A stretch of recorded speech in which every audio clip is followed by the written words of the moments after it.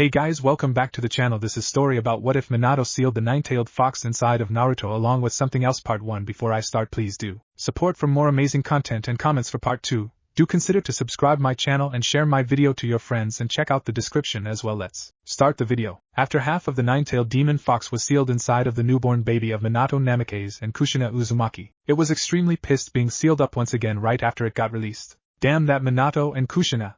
The fox angrily thought behind its giant bars, lowly growling. And damn that Madara as well, I was already used by him once and now I was used by him again. How the hell could I let these filthy humans take control of me? The QB let out a frustrated roar. Damn this world! The fox began swiping at the bars, but nothing happened.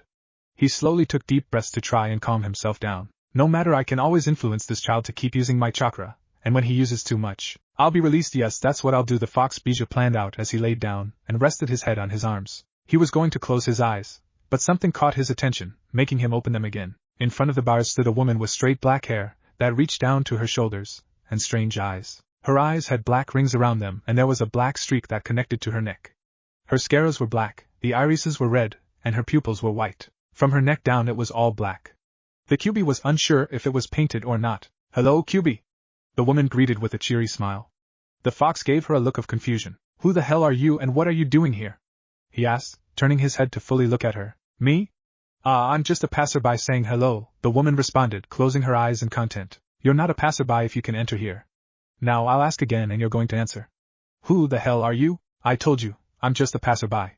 You don't really need to know me, Kurama," the woman avoided but quickly closed her mouth at speaking his actual name. "Do not play games with me, woman. You're obviously not a passerby since you're in here and you know my actual name. Only the sage knows that," the fox Bijou shouted at the woman, making her cover her face from all of the wind. "Geez, could you calm down? And brush your teeth, your breath smells like death," the woman told the fox as she waved the air and covered her nose. The Bijou named Kurama looked at the woman in more confusion. She wasn't scared at all from his yelling, which shocked him, but he didn't show it. "How are you not shaking where you stand? I'm the nine-tailed demon fox. Everyone trembles before me. Guess I'm just built different," the woman muttered to herself. "What was that?" "Well, you just don't scare me. You're not even as strong as me, especially since your other half's been sealed away inside of Minato," the woman responded with a nonchalant shrug. "What are you talking about? A mere human isn't stronger than me. What about Madara? He seems stronger than you to have put you under his genjutsu, and you also fell for it again. Genjutsu is a cheap trick." "That doesn't count," Kurama said and turned his head away in anger. "Aren't you basically the Six Paths child? Shouldn't you know about the Sharingan and its genjutsu? Sounds to me like you're making excuses." The fox Bijou looked at the woman in confusion. "How the hell do you know about me being created from the Six Paths?" The woman looked to the side with an awkward grin. "Ah shit, me and my big mouth. Answer my question." Alright, just stop yelling. "Geez, your breath stinks," the woman shouted and covered her nose once again. "But it's simple really, I was there." "What? You heard me, you damn fox. I said I was there." "How?" "I watched as the old man gave you beasts' names. It was so adorable seeing all of your cute faces when you were younger." "What happened to make you such a smelly and pissy fox?" the woman asked with a disgusted expression on her face. What the sage made sure that no one could watch him as he gave us names. "Stop spouting bullshit. Shikaku, Matatabi, Isabu, Son Goku, Koko, Saiken, Chome, Gyuki, Kurama and Datara, the tailed beast that you all came from," she replied with a sinister smile that made Kurama flinch slightly. What, there's no way. "I guess you could say that I'm Hagoromo and Hamura's little sister," she said with a shrug. "Impossible. There's just no way that's true." "Believe it, you damn fox, because it is true," the woman told, growing serious and glared at Kurama. His eyes were wide as he stared at the woman in slight fear. "Listen to me well. I'm the offspring of the God Tree, and you know how plants' offspring are the exact same as the parents, right?" "Yes." "Good. I was made from the God Tree to primarily destroy Kagaya and wipe out the humans on this earth. I'm technically Hagoromo and Hamura's long-lost sibling. Unfortunately for them, they're dead and I'm still alive," the woman explained and snickered. "Then what's your name?" "I don't have one," the woman answered. "But don't call me God Tree or anything like that, it just sounds stupid." Kurama could only nod. He was at a loss for words.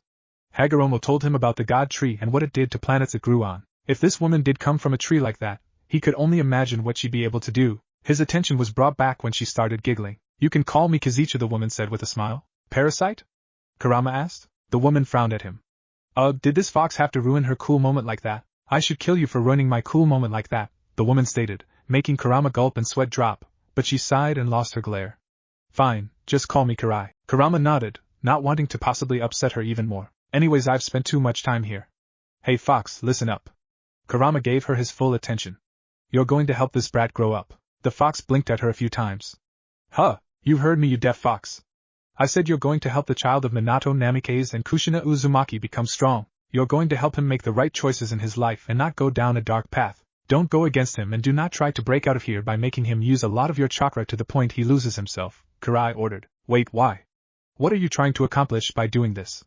Kurama asked, a bit puzzled by this request. The woman groaned. She didn't want to explain this, and she knew the questions he was going to ask. Listen. I'm doing this so I can escape and wipe this land clean of humans. Can't you do that yourself? Why use the boy? She facepalmed. This is so annoying. Ugh, I can't do it myself because I don't have enough power to do so. I can't do anything with this body. But, yes, I know I said I'm my own entity, but I'm only an entity. I don't have a stable body to use my power, so that's why I'm using you and this child. Is that why you chose Parasite as your name? If it helps you understand me, then sure. Okay, couldn't you just take over one of us, Bija? No. You're entirely made out of chakra. Wouldn't that make it easier since we're connected? Quite the opposite. It makes it near impossible since you don't have any actual parts like a human would, or an animal. I need a stable body, not more chakra, she explained. Alright, I understand now. You better, or else I'll kill you, the woman threatened with her glare, sending shivers down Kurama's spine. Geez, you don't have a spine, do you? All you are is arrogance and hate, huh? You're a tree! Kurama shouted at Kurai. Kurai looked at him with a smug smirk. But I'm a god tree. Kurama could only growl at her. Please, for the love of me, take a damn shower. Kurai yelled at the fox, covering her nose again. Where the hell am I supposed to take one? This water is filthy as you are. Kurama yelled back. At least wash your damn teeth. Kurai lifted her arm up in an arc and the water before her shot up, splashing Kurama in the face. You damn woman, bleh! You can't get me from behind the bars. Kurai teased, sticking out her tongue. Anyways, do as I said before or else you'll die permanently. Kurama exhaled heavily, nodding at Kurai's demands. And don't stop him from learning the shadow clone technique, Kurai added with a smile. Huh? How do you know he's going to learn that? Kurama asked, tilting his head slightly. I just have a hunch. But do listen to it. She gave him a wink and turned around to walk away. See ya later, Kurama. Don't let the kid die. Kurama could only watch as she walked away. He deeply sighed and fell on his back, the heavy pressure in the air finally going away. Damn it, now I'm forced to help this brat, Kurama thought as he closed his eyes. Whatever, I don't know what she has planned to get to her goal. But maybe the kid and I could kill her before she reaches it. You damn demon fox. Get the hell out of here. A man shouted as he began throwing random things at a young blonde boy. The blonde quickly turned and booked it out of the store, somehow dodging the items that were being thrown at him from behind. After he ran out of the store, he turned left and ran as far as he could before reaching an alleyway. He ran inside and sat behind a couple of trash and boxes. He sat there for a little bit and tried to catch his breath. He grit his teeth to try and hold back the tears that were about to spill from his ocean blue eyes. The kid's white shirt with a red swirl on the front and back was dirted, and so were his gray shorts. One of his sandals was gone from his previous venture to try and get food for himself. Today was sadly the day he was being hunted down. He'd completely forgotten about it after the sun set and couldn't get any food. Guess I'll just have to starve for another day, he thought as tears began to spill out. Why is it every week this happens to me? The young blonde couldn't catch a break. Everyone in the village always looked at him with hatred or fear in their eyes when he was around. He never had any friends and he was alone. Oh, so very alone. The parents always told the kids to never interact with the boy in any way. Only to stay as far away from him as possible. But why? Why stay away from him? What had he done to these people for them to hate him so much? The blonde rubbed his face clean of tears and dirt, and stood up. It was eerily quiet, and he didn't like it one bit. He slowly and carefully made his way out of the alleyway and peeked his head out, only to have to duck back inside as a kunai flew past him and embedded itself into the wall to his right. Found it! The man that threw the kunai shouted at the top of his lungs. It's over here! The whiskered blonde's eyes widened and he quickly made a break for it. Get back here! The man shouted after him. The boy ran as fast as he could away from them, tears now freely flowing down his cheeks, slightly blurring his vision. He felt the need to duck and so he did, hearing three things whiff by his head. He picked his head back up and saw three kunai fly ahead of him. He looked behind himself to see a lot of people were chasing him. No, no, no! He thought, pushing himself to run faster. He soon began making random turns to try and lose the horde of villagers that were after him. He soon jumped into an alleyway and hid behind some boxes, making sure his breathing wasn't too loud. He heard the horde's massive footsteps and just prayed to Kami that they wouldn't find him there. He could hear the running footsteps pass by him. It seems like they didn't know where he was. Breathing a quiet sigh of relief, the boy stood up and turned around to bump into something. Ow! He yelped as he landed on his ass. He rubbed it to try and stop the pain as he looked up. He stopped his movements, eyes widening as the man standing before him looked down with a sinister grin. And no, this can't be. Any more thoughts stopped there as the man forcefully kicked the boy's stomach, sending him flying out of the alleyway and into the open street. The boy coughed up some saliva and a bit of blood as he tried to get up, but couldn't. The pain in his stomach wouldn't allow him to stand. I found the fox, the man informed whoever was around. The boy's eyes widened again, tears flowing from his eyes. Why do I have to be the fox? He asked himself and tried to get up, but still couldn't. The pain was surprisingly going away, but it wasn't fast enough. He soon heard a lot of footsteps come his way and he froze. You are so dead. Naruto's eyes barely opened and he realized he was in a different place than he was last night. He could see the white ceiling and lights. He assumed he was in the hospital. It wouldn't be the first time he was in there. The boy fully opened his eyes and tried to sit up, but pain shot through his body and he didn't try to get up again. He exhaled deeply as tears began to flow from his eyes. I hate this so much. I hate these hospital ceilings. I hate being here, he angrily thought, and grit his teeth. Just then, the door to his room opened and he forced his arm to wipe away the tears which caused him great pain. A man with a white robe on and a white and red hat entered the room. As he made his way to the boy, he looked at him with a sad expression on his face. Once he got to his bedside, he sighed. Hello, Naruto, he greeted the boy with a small smile. Hey, Gramps, how are you? Naruto asked with a bright grin. The Hokage was caught off guard by the smile. It didn't look fake at all. I should be asking you that, Naruto, the Sandaime Hokage said with sadness laced in his voice. I'm sorry. For what? You didn't do anything wrong, Naruto said. I wasn't there for you when you needed help and I let you get severely hurt. You're lucky you're not dead, he responded, looking at the bed. Gramps, I know that you're busy doing Hokage things. I can't always have you protect me, you know, Naruto said with a smile. I was being careless and forgot that today was Fox Hunt. It was my fault. The Sandaime Hokage exhaled. You going to be okay? I have to be. If I'm not, then I'll just end up dead, Naruto answered, losing his smile. I wish you weren't treated like this. It makes me sad knowing the people of Konoha would treat one of their own like garbage. I've gotten used to it, so it's fine. Are you sure? The Hokage asked with a raised eyebrow. Yes, thank you for visiting me, Gramps, I appreciate it, Naruto assured with a foxy grin. The Hokage couldn't help but smile at the young boy. Alright then, I'll be going now. And I've also done a bit of shopping for you, so you don't need to worry about food, he said with a smile. The boy's eyes widened as his stomach growled. Thanks. You're the best, Naruto exclaimed, hugging the old man. It was nothing. He chuckled and returned the hug before they let go. Now I'll see you later, try and stay out of trouble in the meantime. You got it, Naruto promised with a thumbs up.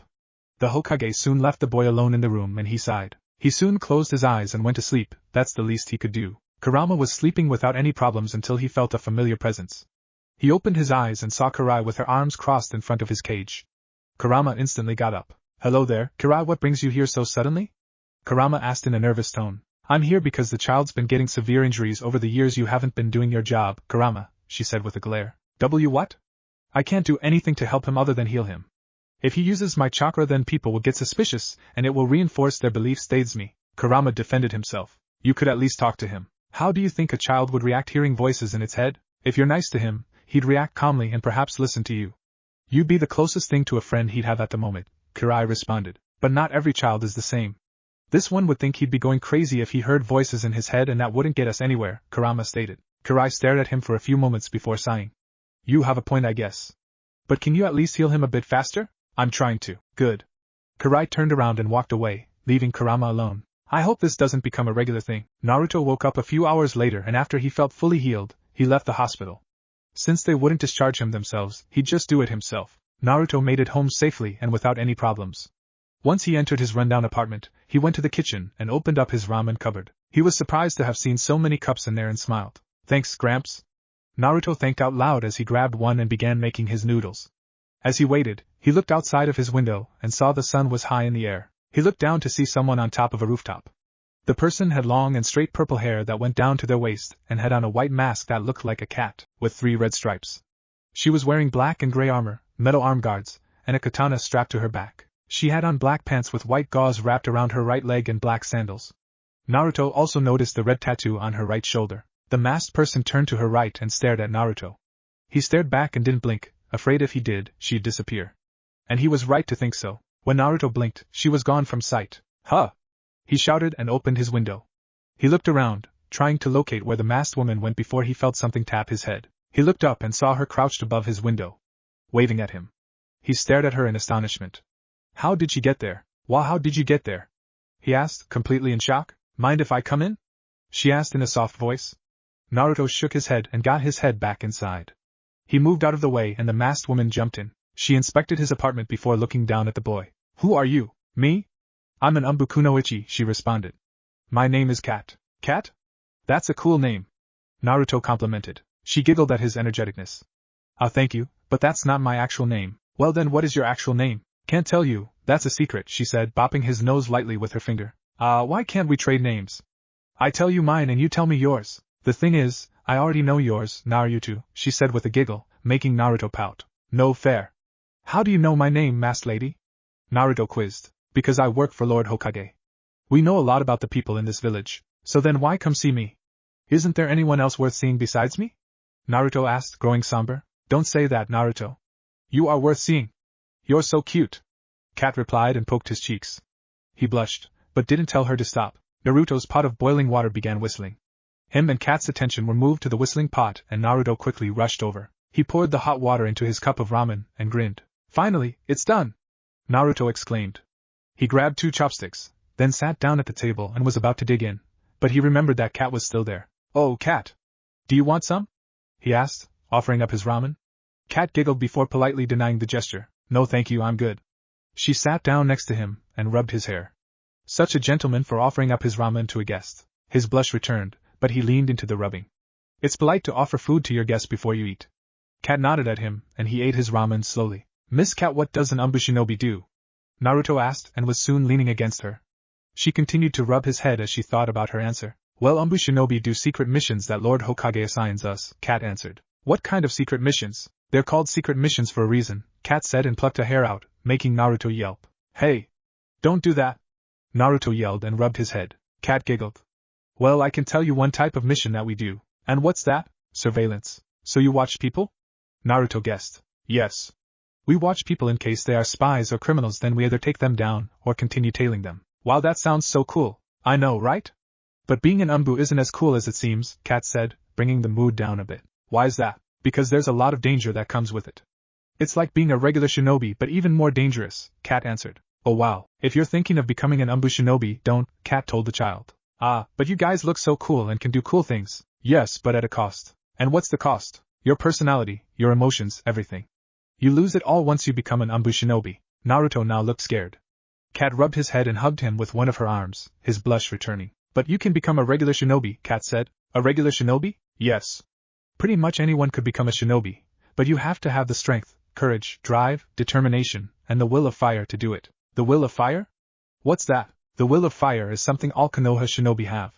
Konoha shinobi with the will of fire loves, believes, cherishes, and fights to protect this village, Cat explained. Do you have the will of fire, Naruto? Yes.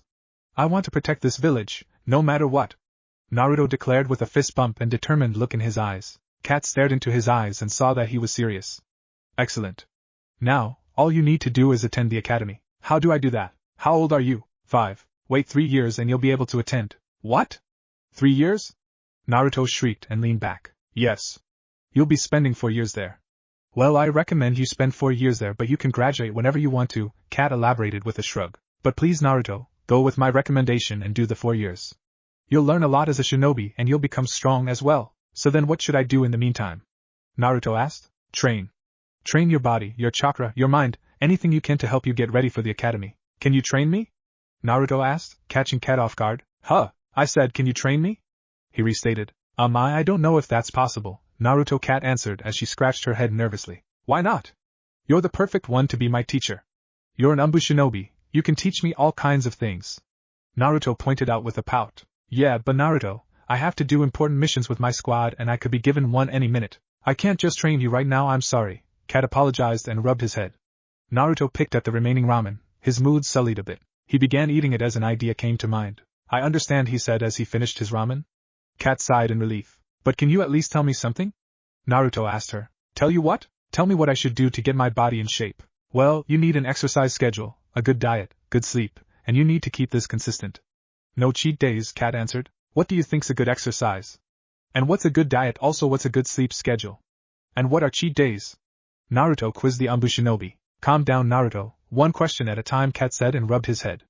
Alright, for one, I'll write you down a good exercise schedule for you, and a good diet. For the third one, go to sleep at around 9 and wake up at around 7, doesn't have to be exact. For the last one, cheat days are whenever you break away from your diet for a day to eat whatever you want. Naruto nodded at what Cat told him. Right, I see. I'll return here tomorrow and give you a sheet. For now I have to go. Bye my cute little Naruto, Cat said and gave him a tender hug. He returned it too. Bye Cat. After their hug, she left through the window and disappeared. Naruto looked out the window before sighing and closing it. He turned around and smiled. Cat may not think she'll be able to train me, but that'll change right now, he thought with a little snicker. Naruto went over to the Sandaime Hokage's office shortly after Cat left. Once he got there, he knocked on the door to wait to come in. Come in, the Sandaime Hokage said. Naruto opened the door, and he was surprised to see the blonde. Naruto?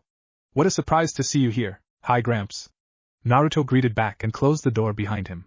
He ran up to Horizon's desk and peeked over it on his toes. What made you come see me? Horizon asked the child as he pushed away a paper he was reading over. Well, an Umbu shinobi visited me a while ago and it was so cool. Naruto responded with a wide grin. Oh? Who could have visited you? Her name was Cat. It was so awesome seeing her teleport to my window. Horizon chuckled at Naruto's storytelling. Really now? Yeah, she also told me that I could become a shinobi too by attending the academy in 3 years, Naruto added and put 3 fingers up for Horizon to see. She's not wrong. To become a shinobi you first have to attend the academy to understand what it means to be a shinobi. Then, you'll have to become a genin to see if you have the potential to become a shinobi. After that, you'll have to become a chunin to test that potential. And then there's jounin and sannin, but that's farther down the road, Horizon explained. Oh I see, Naruto commented. But Cat also told me that I should start training while I wait to attend the academy. But I don't know how to do that. She told me that she'll give me a proper diet and exercise schedule too. Horizon was surprised by the request. He knew it would be troublesome if he took Cat away from her squad and missions just to train a little kid, but this wasn't an ordinary kid and he could fill Cat's spot in with an Umbu commander that was just as good as she was. Horizon took a moment to see if he really could do that, but him seeing as there were no issues, he smiled at Naruto and nodded. The Sandaime Hokage took out a piece of paper and began writing on it before handing it to the blonde. When you see her, tell her that she begins training you now. Naruto couldn't help but show off his foxy grin. This was perfect. Thanks, Gramps. Naruto ran off and Horizon smiled after the boy. I hope Cat doesn't mind the slight rearrangement. The next day, Naruto got up early and began making some ramen. He was in a good mood since today would be the day that Cat trains him, and he couldn't help but grin at that. As his water was boiling, he heard a knock at his window. He turned around, and as expected, Cat was there. Naruto's grin grew wider as his new friend had appeared. Naruto rushed over to the window and opened it. Hi Cat. Hello Naruto, how are you? Cat asked and ruffled the boy's hair. I'm doing great. Come on in, Naruto said, moving out of the way. Cat let herself in and closed the window behind her. She sniffed the air and sighed. The kid was making ramen for breakfast? She should have known it seemed like that was all he ate. I hope you slept good last night, Naruto, because your training starts after you eat your ramen, Cat informed the whiskered blonde. So you will be training me? Naruto excitedly asked with a hopeful expression on his face. Cat quickly put her hands up to defend herself. Whoa, hold on kiddo. I'm sorry, but I can't train you. I'm an Umbu shinobi and I could be called out to a mission any minute. I can't stay here all the time. I told you this yesterday. Naruto's expression changed into a wide smile. Yeah, you may think that, but Gramps says otherwise. Naruto then pulled out the written paper from Horizon and gave it to Cat. The Umbu Kunoichi took the paper and read it over. Wait a minute, the Sandaime Hokage actually signed this? Cat asked in her head. She was shocked that the Hokage would put aside her missions to train this boy. Oh, I see. Cat handed Naruto the paper and stood there for a minute before sighing. Well, I guess I'm your trainer until you get to the academy. Naruto's smile turned into a grin as he hugged Cat. Thank you, Cat. Cat returned the hug. Yeah, no problem, my cute little Naruto. The pot began to whistle and Naruto broke off from the hug to get it. Cat decided to sit at the table where she sat yesterday, and Naruto gladly sat next to her. He opened his ramen cup and looked at Cat. You want some? Naruto asked. Cat giggled and grabbed his chopsticks. Sure, but after this meal, you won't be eating ramen for a while. Naruto's bright mood diminished as he heard that. His face looked horrified at what Cat said. Wait, what do you mean by that? Naruto questioned and nearly dropped his cup ramen. I mean that when we start training, you're gonna have to stop eating ramen. It's for the diet, Cat answered and grabbed a piece of ramen. She lifted up her mask and began slurping on it. What, but it's so good. I can't just stop eating it.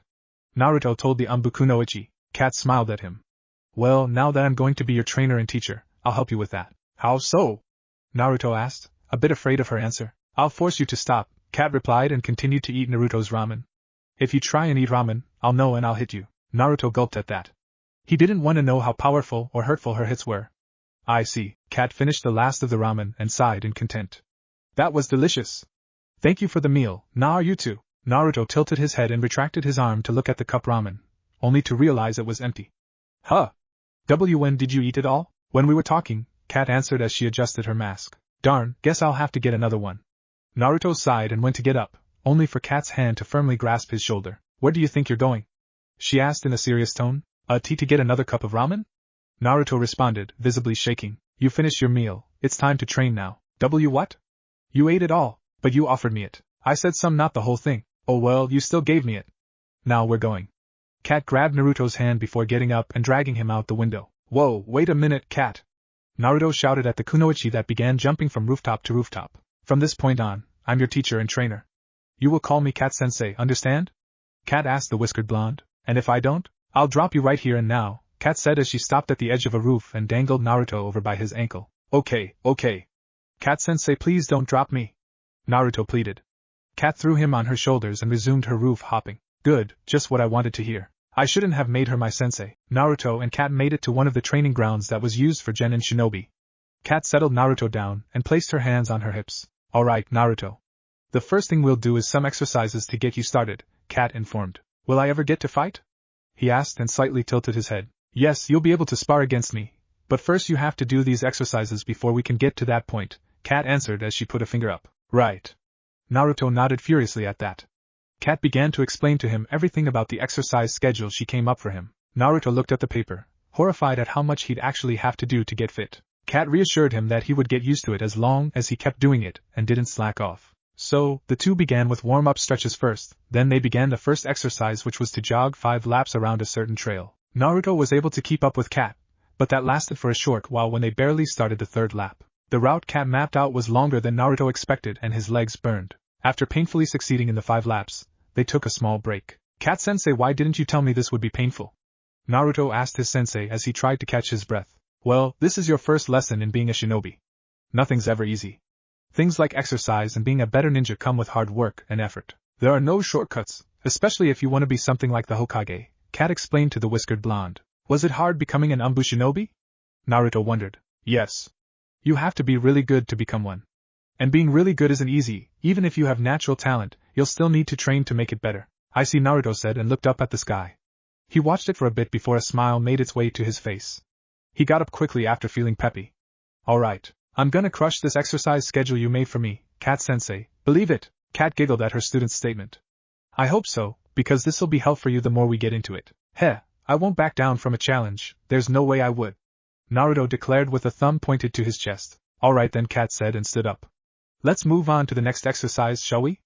Naruto nodded and the two continued with the next exercise. Naruto was in for a rude awakening at how painful this exercise schedule was. It had been hours since the two had done the things Kat made Naruto do. The whiskered blonde was spent and was resting on Kat's back. The Anbu kunoichi smiled underneath her mask as she saw how peaceful Naruto looked sleeping. Kat soon brought him to his apartment and placed him down on his bed. She placed the covers over him and stared at him before disappearing. Kat reappeared at the Hokage's office, standing in front of his desk. Excuse me, Lord Hokage, Kat spoke, kneeling. So, how was the first day training Naruto? Hiruzen asked with a small smile, reading over some papers. With all due respect, Lord Hokage, do you really think it's okay for me to be training that boy? Kat asked as she stood up. I do, the Sandaime Hokage responded. But what about my missions? Aren't those important? They are, but I already have someone else filling in for you. The team dynamic may have to change a bit, but it's all taken care of. Yes, but it's gonna change for 3 years, don't you think that's a bit worrying? Not at all. I'm pretty sure your team's dynamic won't change when you come back after the 3-year break. Hiruzen dismissed her worry. I didn't do this without a reason, plus, you were the one that gave him the idea. Why yeah, but I didn't expect him to make me his teacher. He's a kid, he can't do much on his own, it was bound to happen at some point.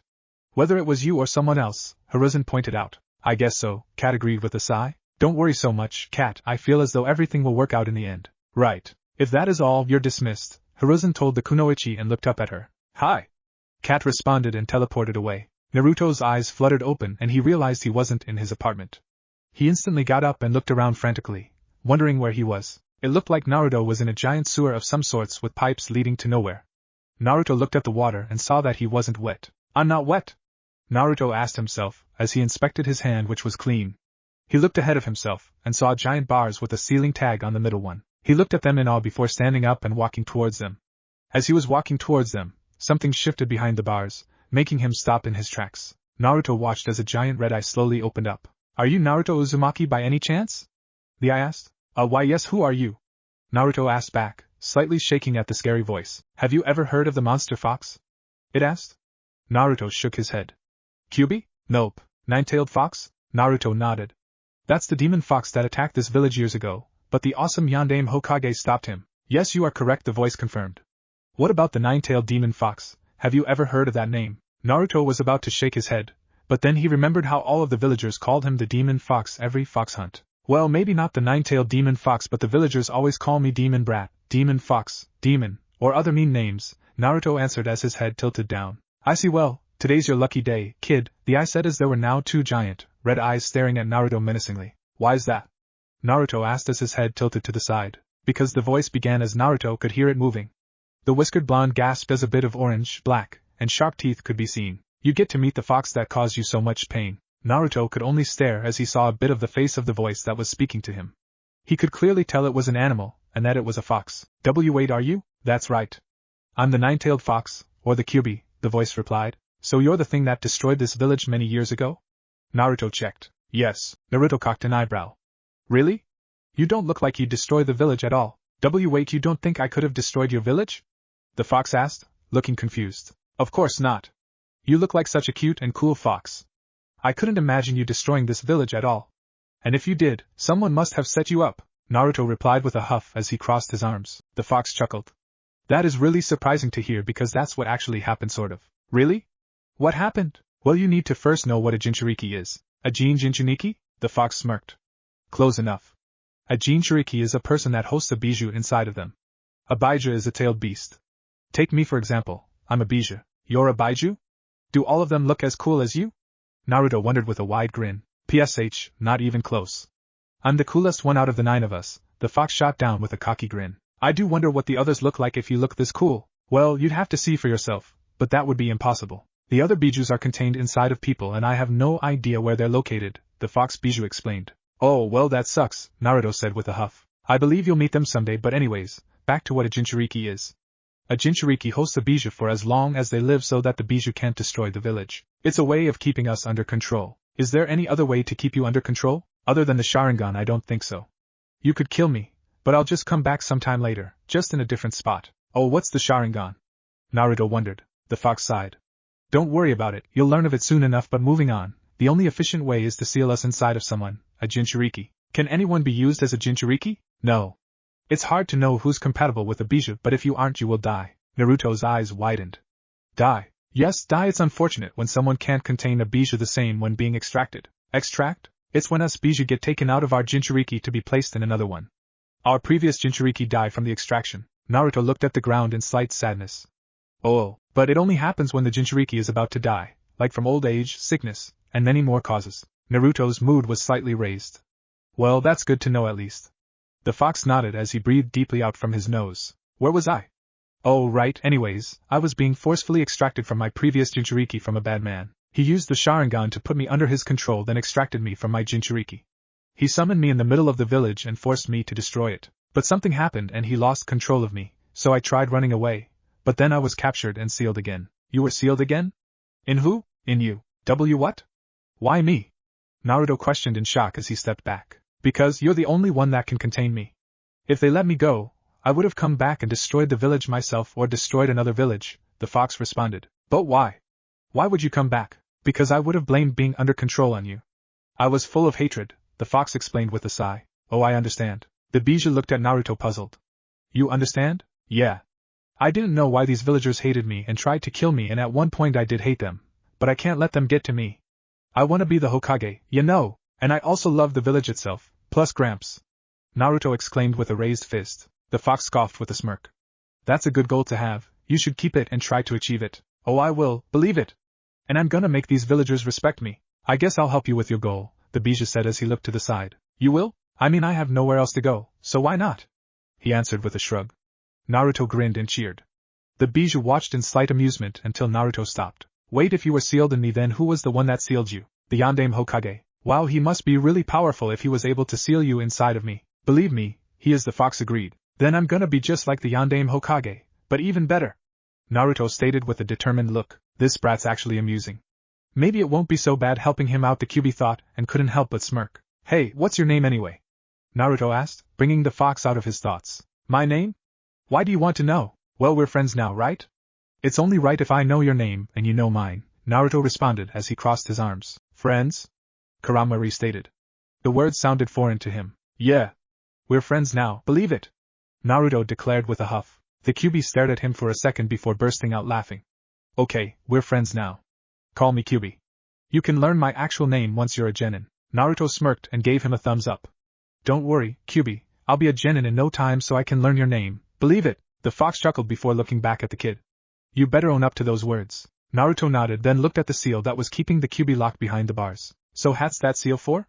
Naruto asked as he pointed at it. In case I ever tried to kill you, this would keep me from doing so, Kyuubi explained. Can I take it off? No. You are not prepared for what happens next, Kyuubi responded.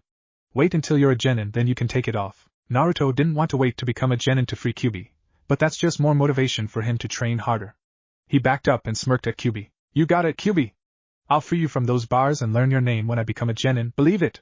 Naruto promised with a foxy grin and a thumbs up. Hey, we'll just have to see, Kyuubi said with a smirk. For now, I'll visit you so that you're not lonely. Guess I'll be expecting you soon, huh?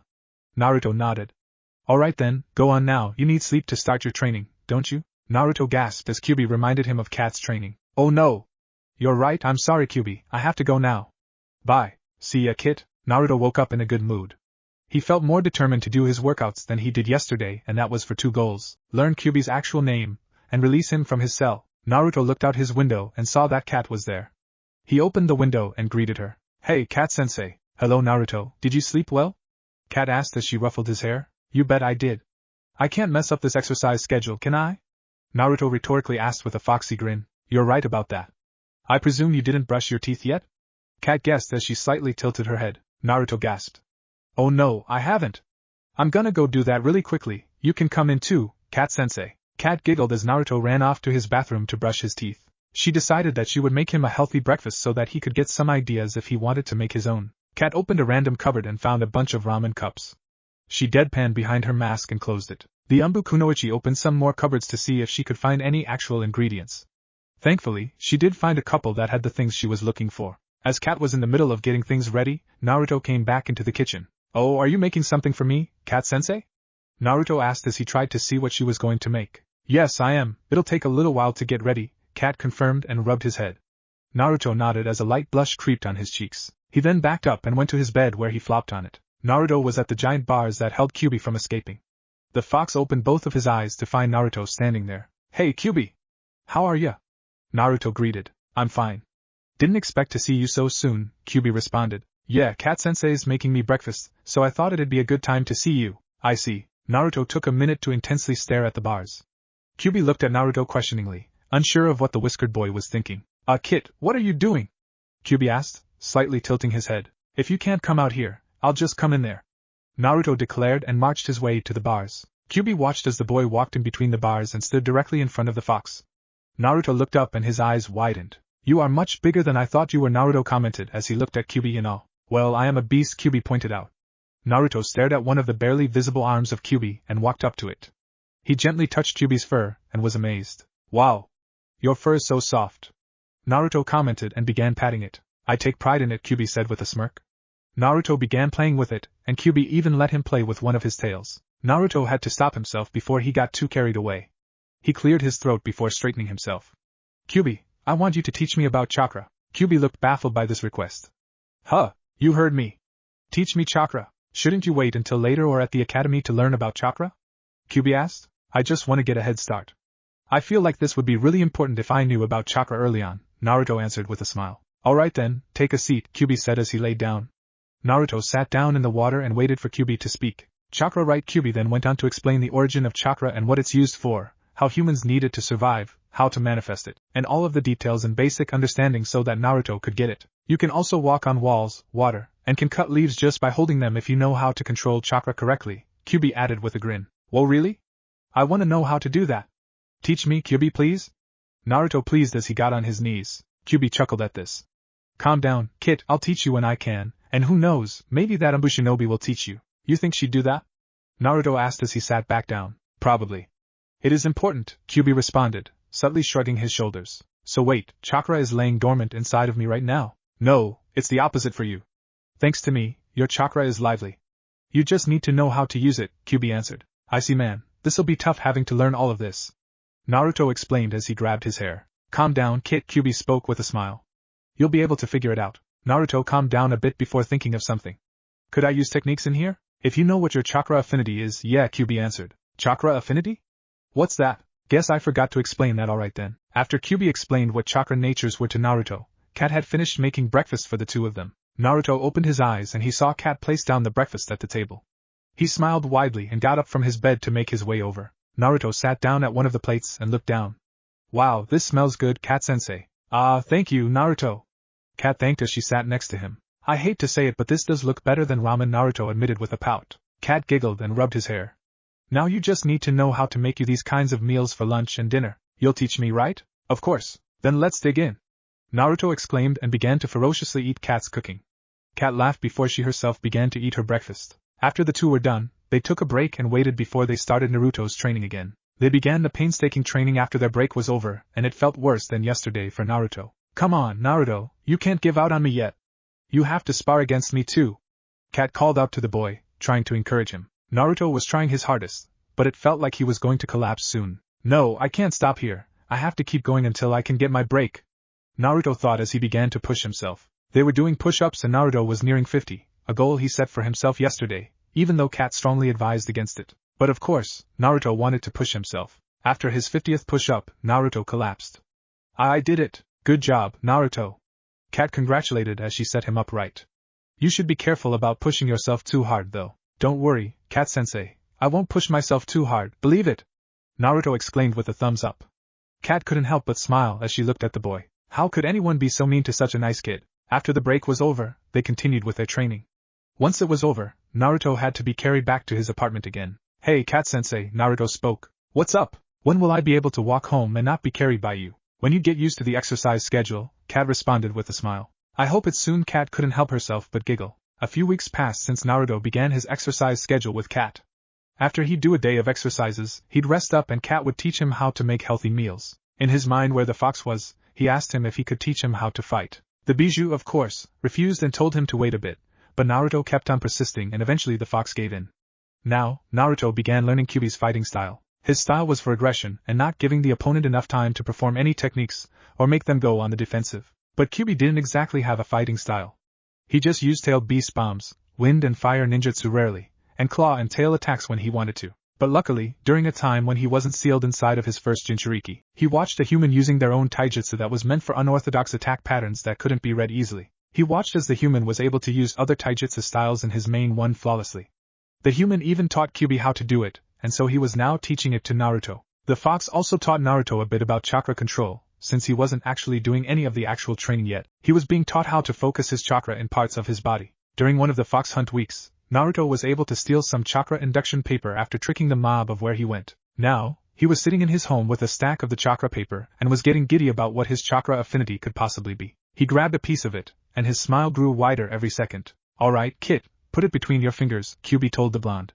Naruto did as instructed and put the paper in between his fingers. The paper was then cut in half and Naruto's smile turned into a grin. Ah yeah! I have a wind affinity, Naruto announced with a chuckle. He looked at the sliced paper, but then his face turned into confusion as the two pieces turned black. Huh! Naruto cocked an eyebrow as he watched the now black pieces of paper get cut into many pieces before they all changed to different colors and then disappeared from sight. Wait, did something wrong happen? Naruto asked himself as he grabbed another paper and placed the paper in between his fingers. The paper then got sliced in half and after a couple of seconds it turned black and got cut, changed colors, then disappeared again. Hey, Kyubi, is this supposed to happen? Naruto asked. I have no idea, I've never seen anything like that before, Kyubi responded. Is it that damn demon's affinity? Maybe Cat-sensei will know? Naruto guessed. You could ask her about it. Naruto nodded and put the chakra induction papers away. Today was the day Cat would start training him how to fight. Luckily for Naruto, he already knew how to fight. But according to Kyubi, Naruto could add any fighting style he wished into Kyubi's style if he knew how to. After a little while, something knocked on Naruto's window and he got up. He opened it, and Cat let herself in. Hello, Naruto, how are you? Cat asked as she ruffled his hair. Hello, Cat-sensei, I'm fine, but I've come across something that's troubling me, Naruto told the Umbukunoichi. Oh? What's that? Naruto then grabbed a piece of chakra induction paper and showed it to her. When do you get this? Cat asked and slightly tilted her head. I got it during a fox hunt, Naruto replied. But anyways, do you know what this means? Naruto put the piece of paper in between 2 fingers and the paper sliced in half. Oh. You have a wind. Afini cat was cut off as the paper then turned black and began cutting into many more pieces before changing into multiple colors and disappearing. Tai, see, I don't know what that means, Naruto said with a worried face. Well, for one, you have a wind affinity. As for the black and the changing colors, I have no idea, Cat told him with a shrug. We should tell Lord Hokage about this. Naruto nodded and grabbed a piece of chakra paper before Cat grabbed his hand and they both teleported away. Cat and Naruto both appeared in front of the Hokage's desk, alerting him of their presence. Ah, Cat and Naruto. How are you two? Hiruzen greeted. We need to ask you a question, Lord Hokage, Cat said with a bit of urgency. He activated the silencing seals around his office after hearing the urgency in Cat's voice. What is it? Naruto has learned about what the chakra induction paper is and how to use it. He then used it to figure out his chakra affinity and all seemed okay, but then something strange happened, Cat reported. The paper became black and changed colors. Then it disappeared. Naruto finished. Hiruzen looked between the both of them. Let me see. Naruto got out a piece of the chakra paper and put it in between 2 fingers. The same thing happened when Naruto did it the first 2 times. Hiruzen was quite shocked to see this. He hadn't seen anything like that happen to chakra induction paper before. I can't say I know what it is, I've never seen that happen before, Hiruzen told the two. But until Naruto or we figure out what it is and how to use it, this'll be kept a secret, got it? The two nodded. Alright, you're dismissed. I'll see if I can find anything about that, Hiruzen said, deactivating the silencing seals. Hi. Kat replied before she teleported away with Naruto. The two of them were back in Naruto's house, completely stumped about Naruto's second affinity. Like Lord Hokage said, we'll just have to wait for you to figure out what it is. For now, it's time to teach you how to fight. Naruto looked at Kat with a foxy grin and nodded. She took his hand and teleported to their training ground. Once the two got there, Kat began explaining the basics of how her fighting style worked. Once Naruto understood it, he started to practice on those basics until he perfected them. Hey, Kat-sensei, Naruto spoke, practicing the basic punch of the fighting style. What is it? Kat asked. Can you take off your mask? Naruto wondered. Sorry, Naruto, but I can't. We're not allowed to show our faces, Kat answered in an apologetic tone. Naruto hummed and thought as he switched to practice his kicking. When we spar, if I'm able to take off your mask, you have to do what I say. Oh? What's in it for me? Kat inquired, intrigued by Naruto's bet. Well, if I give up on trying to take your mask or if I can't when the academy starts, then I'll do whatever you say, deal? Naruto asked as he turned to look at Kat. Kat had to think it over though, of course, there was no way Naruto would be able to take off her mask. She nodded at her thoughts before looking at Naruto. You have yourself a deal, Naruto. Naruto smiled widely. Now he had another goal to accomplish, and he had to train harder than before to achieve it. Naruto was now laser-focused on perfecting the basics of Kat's taijutsu, no matter what. After Naruto's training session with Kat, he returned home, but Kat was by his side since he fell over a couple of times. As Naruto made it home safely, Kat left, and he was now resting on his bed. He was talking to Kyuubi in his mind. I feel like I'm making great progress, Kyuubi, Naruto stated with a grin as he rested on the bridge of Kyuubi's nose. If you keep up your hard work, you'll be able to win your bet against Kat without any problems, Kyuubi added with a smirk. You really think so? Naruto asked as he looked at one of Kyuubi's eyes. Yes. Hey, how about I teach you some ninjutsu to catch her by surprise when you do actually spar against her? Kyuubi offered, his smirk growing a bit more. That sounds awesome. You'd really do that? Naruto asked as he jolted up. Yes, I think you can handle some small techniques. Nothing too serious, Kyuubi answered and subtly shrugged. Oh yeah. Let's get this started then, Naruto exclaimed, jumping off of Kyuubi's nose. The fox took a moment to stretch before sitting next to Naruto. Alright. You have a wind affinity, right? So we'll start with a basic wind release technique, Kurama started as he got his claws together. This one's called wind release, Sicko Weasel technique. Kyuubi then went on to form the snake dragon bird hand seals.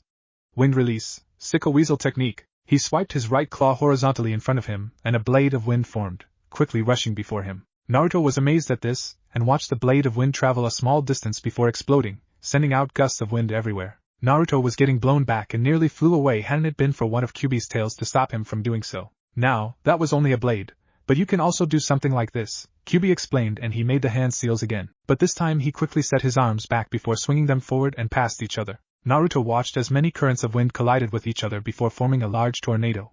The wind tornado died down and Kyuubi looked at Naruto with a smirk. It's your turn now, Kit, Kyuubi said as he lightly pushed Naruto forward with his tail. Naruto nodded and walked up before taking a deep breath. He didn't do anything for a moment, and Kyuubi looked at him in confusion. Are you going to do it or? I forgot how to actually do it, Naruto admitted and awkwardly chuckled. Kyuubi sighed. Alright, pay attention, Kit, and watch my claws closely. Kyuubi put his tail behind Naruto as the boy watched his claws intensely. The fox then went on to make the snake dragon bird hand seals again before swiping horizontally. The same thing happened with the blade traveling a short distance before exploding in a violent burst of wind. Start with the blade first, alright? Kyubi told the whiskered blonde. But why not do the tornado? Naruto asked as he looked up at the fox. Because it requires precise chakra control to actually form the tornado. It may seem like the wind is doing all of the work, but it's only colliding with one another because I made it do that. To actually form it into a tornado, I have to control it as well with my chakra, the fox explained. And you're not at that level yet. But with the blade, you don't really need to control it, only the distance and power. But yours will be weak because this is your first time doing it. Naruto nodded as he understood what Kyubi was saying. Naruto took a deep breath before making the snake dragon bird hand seals. Wind release, sickle weasel technique. He swiped his right arm horizontally like how Kyubi did, but only a light breeze was made. Oh wow, that's pretty cool. If I keep at it, it'll definitely be as powerful as yours, right? Naruto asked with a happy grin on his face. Oh yeah, just keep practicing and you'll definitely get there, Kyubi responded with head nods. Naruto giggled to himself before focusing on perfecting the new wind technique. Why was it a light breeze? It should have been a small blade, Kyubi thought to himself as he watched the child perform the same technique over again. I'll keep watching him to see what happens. Naruto spent the next hour trying to make his sickle weasel technique better, but couldn't. He didn't understand why it wasn't working, nor did the Kyubi. But he decided to call it a day and try again tomorrow after Kat's training. The next day came and so did Naruto's training with Kat. It seemed to go by faster than he expected, and before he knew it, he was already home, resting on his bed and in his mind. Kyubi watched as Naruto tried to do the sickle weasel technique, but couldn't get it. The fox could see that Naruto was visibly getting frustrated at this. Come on! Why can't I get this right? Naruto exclaimed and stomped his right foot in the water. He grit his teeth and clenched his fists. But before he could do more, something soft began petting his head. He looked up at the Kyubi and saw that he was giving the boy an empathetic look. Listen kid, you can't expect to get something down from the get-go. You have to train hard to get it down right. Plus, this is the first time you're using this technique. It's expected of you to not get it right away. Kyubi told the boy, who seemed to calm down slightly. Yeah, but I've been doing this for hours. I should have made at least a bit of improvement, but I've been stuck in the same spot since I first started. Naruto pointed out with a huff and crossed his arms. Part of training is seeing what you're doing wrong and finding a way to fix it. You just have to see what you could possibly be doing wrong and try to change it, Kyubi advised and patted his back softly. Naruto sighed before nodding his head and resuming his training. He started focusing on his arm as he made the slicing motions. Maybe I'm not focusing my chakra on the distance? Naruto guessed as he focused his chakra to his right arm. Once Naruto did the hand seals necessary, he swiped horizontally. But as he was swiping, he forced the chakra in his right arm to pour out. After Naruto had done it, he could see that the breeze expanded a little bit away. He smiled as he was starting to make progress. Kyubi also saw this and smirked a little. Did you see that, Kyubi? I'm finally making progress. Naruto shouted in glee. You sure are, now keep at it. I feel like you're getting the hang of this, Kyubi said. Naruto nodded and got back to focusing on his training. Soon, Naruto was able to make the light breeze go farther than it originally could and felt like that was a good note to leave it off for right now. Yes. I think I'm finally understanding this. Naruto stated with a foxy grin. Good job, kid, now rest up. We'll continue this later, Kyubi complimented as he laid down. Naruto nodded before giving him a wide grin. Bye, Kyubi. The fox waved a tail as the boy fluttered his eyes open. He looked outside and saw that it was the afternoon. This day went by slowly, Naruto thought as he continued to stare outside his window. He was interrupted when Kat appeared in front of it unexpectedly. Naruto flinched, but calmed down after realizing who it was. He opened the window and scowled at her. Come on, Kat-sensei. Don't scare me like that. Naruto scolded with a pout. Sorry, my cute little Naruto, but I brought you something. Kat announced as she revealed some books and scrolls. What are these for? Naruto asked and pointed at the books Kat was carrying. Well, they're for you, silly. These books are about the different chakra natures, the different types of techniques, Kekkai Genkai and Tota, chakra control, and the clans that reside in Konoha plus other villages. These all go in depth about each subject, and you should be able to understand it pretty well. I figured this would help you understand some things when I'm not teaching you, Kat responded, handing Naruto each of the books. I'll also teach you chakra control once you get done with the taijutsu training. The books and scrolls were heavy and thick, but Naruto was able to carry them with a little bit of difficulty. Oh, thank you, Kat-sensei. This helps a lot. Naruto thanked as he set the books down by his bed. Alright, I gotta go now, I'll see you tomorrow, Naruto. Kat informed as she ruffled his hair. The boy blushed, but didn't mind it as he gave her a foxy grin. Alright, bye Kat-sensei. Kat teleported away, leaving a smiling Naruto with a stack of books and scrolls that would be really helpful. You won't let those books and scrolls be my replacement, right, kid? Kyubi asked in a slight teasing voice. Naruto giggled as he read the cover of one of the books. I'm more of a visual learner, Kyubi. I'll need you to show me how to do the techniques. Good, Kyubi responded.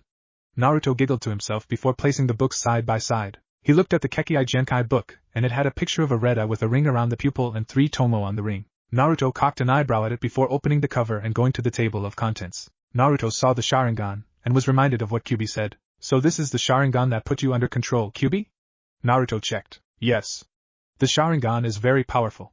You won't find much about it in a book like that, but once you see it in action you'll think otherwise. He began to read about it, and how it was manifested from a man called Hagoromo Otsutsuki. His older son, Indra Otsutsuki, inherited the Sharingan from him. Naruto continued to read about its evolution to having 3 tomo, and what it can do, but it was very vague. He pouted as the information of the Sharingan wasn't as in-depth as he thought it would be. There really isn't much about it. Only that it can copy other techniques, but not Kekkai Genkai or Mora. Naruto spoke. It's because the clan has to keep the more in-depth details a secret, Kyuubi answered. Why keep it a secret? In case other villages wanted to invade this one and were after the Sharingan's secrets. It would be easily found if it were written in books that were available to the public, and who knows what they would do if they gained that knowledge on how to use the Sharingan, Kyuubi explained. I see, Naruto said and moved on to the next Kekkai Genkai, which was the Byakugan. Naruto spent the rest of the afternoon reading on the Kekkai Genkai book, and was amazed at the different kinds of Kekkai Genkai there were. Man, it would be so cool to have a Kekkai Genkai, Naruto stated as he set the book down. You have something better than that, Kyuubi said, growing a smirk. I do? But what could be better than the Sharingan or Byakugan? Naruto asked with a cocked eyebrow. You have me, the strongest tailed beast there is. Plus you have other things too, but you'll have to wait to figure those out. But I want to know now. You'll just have to wait until you've become a genin. It's always having to become a genin. Why do I have to become a genin before knowing things? Because you'll learn to handle the things you learn better. Plus I just think it's reasonable, Kyuubi responded. Naruto huffed before picking up his book again and reading the last of it. Night quickly fell on the boy as he was now on the Chakra Affinity book. He finished the Kekkai Genkai and Toda books a while ago, but there wasn't much in Kekkai Toda. Naruto was invested in the book, until his stomach rumbled, reminding him that he needed to eat. Curse this stomach, Naruto whispered as he set the book down and stood up. He quickly stretched before getting out some ingredients to make his dinner. He was kinda sad he couldn't have his favorite food ever, but this was needed if he wanted to become strong. So, with his strong will, he made his healthy dinner. A couple days passed and Naruto was still struggling with the sickle weasel technique. He got the distance down pretty well, but it was forming the blade and making the wind stronger that was the hard part. He performed the technique and as the breeze went farther than it had been, he stared at his arm. I know that I have to build up chakra to make the distance greater, but why can't I form the blade or make the wind stronger? Naruto asked himself with a cocked eyebrow. Maybe I need to build up some active chakra for the power? Naruto nodded at his thoughts and quickly focused some chakra to his right arm as well as adding some active chakra in it. He formed the snake dragon bird hand seals, wind release, sickle weasel technique. Naruto then did the horizontal swipe and felt that the breeze became stronger than before. He openly smiled as he was making great progress. Oh yeah! I made the breeze stronger, Kyuubi! Naruto announced to the fox that was lying down a bit away from him. Kyuubi saw this and smiled. Great job, Kit, keep up the good work and you'll get this technique down quick, Kyuubi encouraged. Naruto nodded with a determined smile before resuming his training.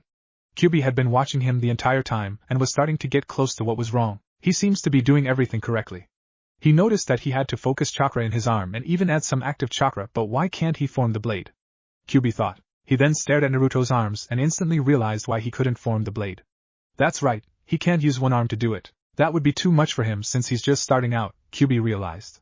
He opened his mouth to tell the whiskered blonde, but decided against it. The kid had to figure out how to fix the problem on his own. After a couple of tries, Naruto took a break and sat in the water. I can do it pretty well in my right arm, but I still can't make the blade, Naruto recalled, and he looked at his left arm.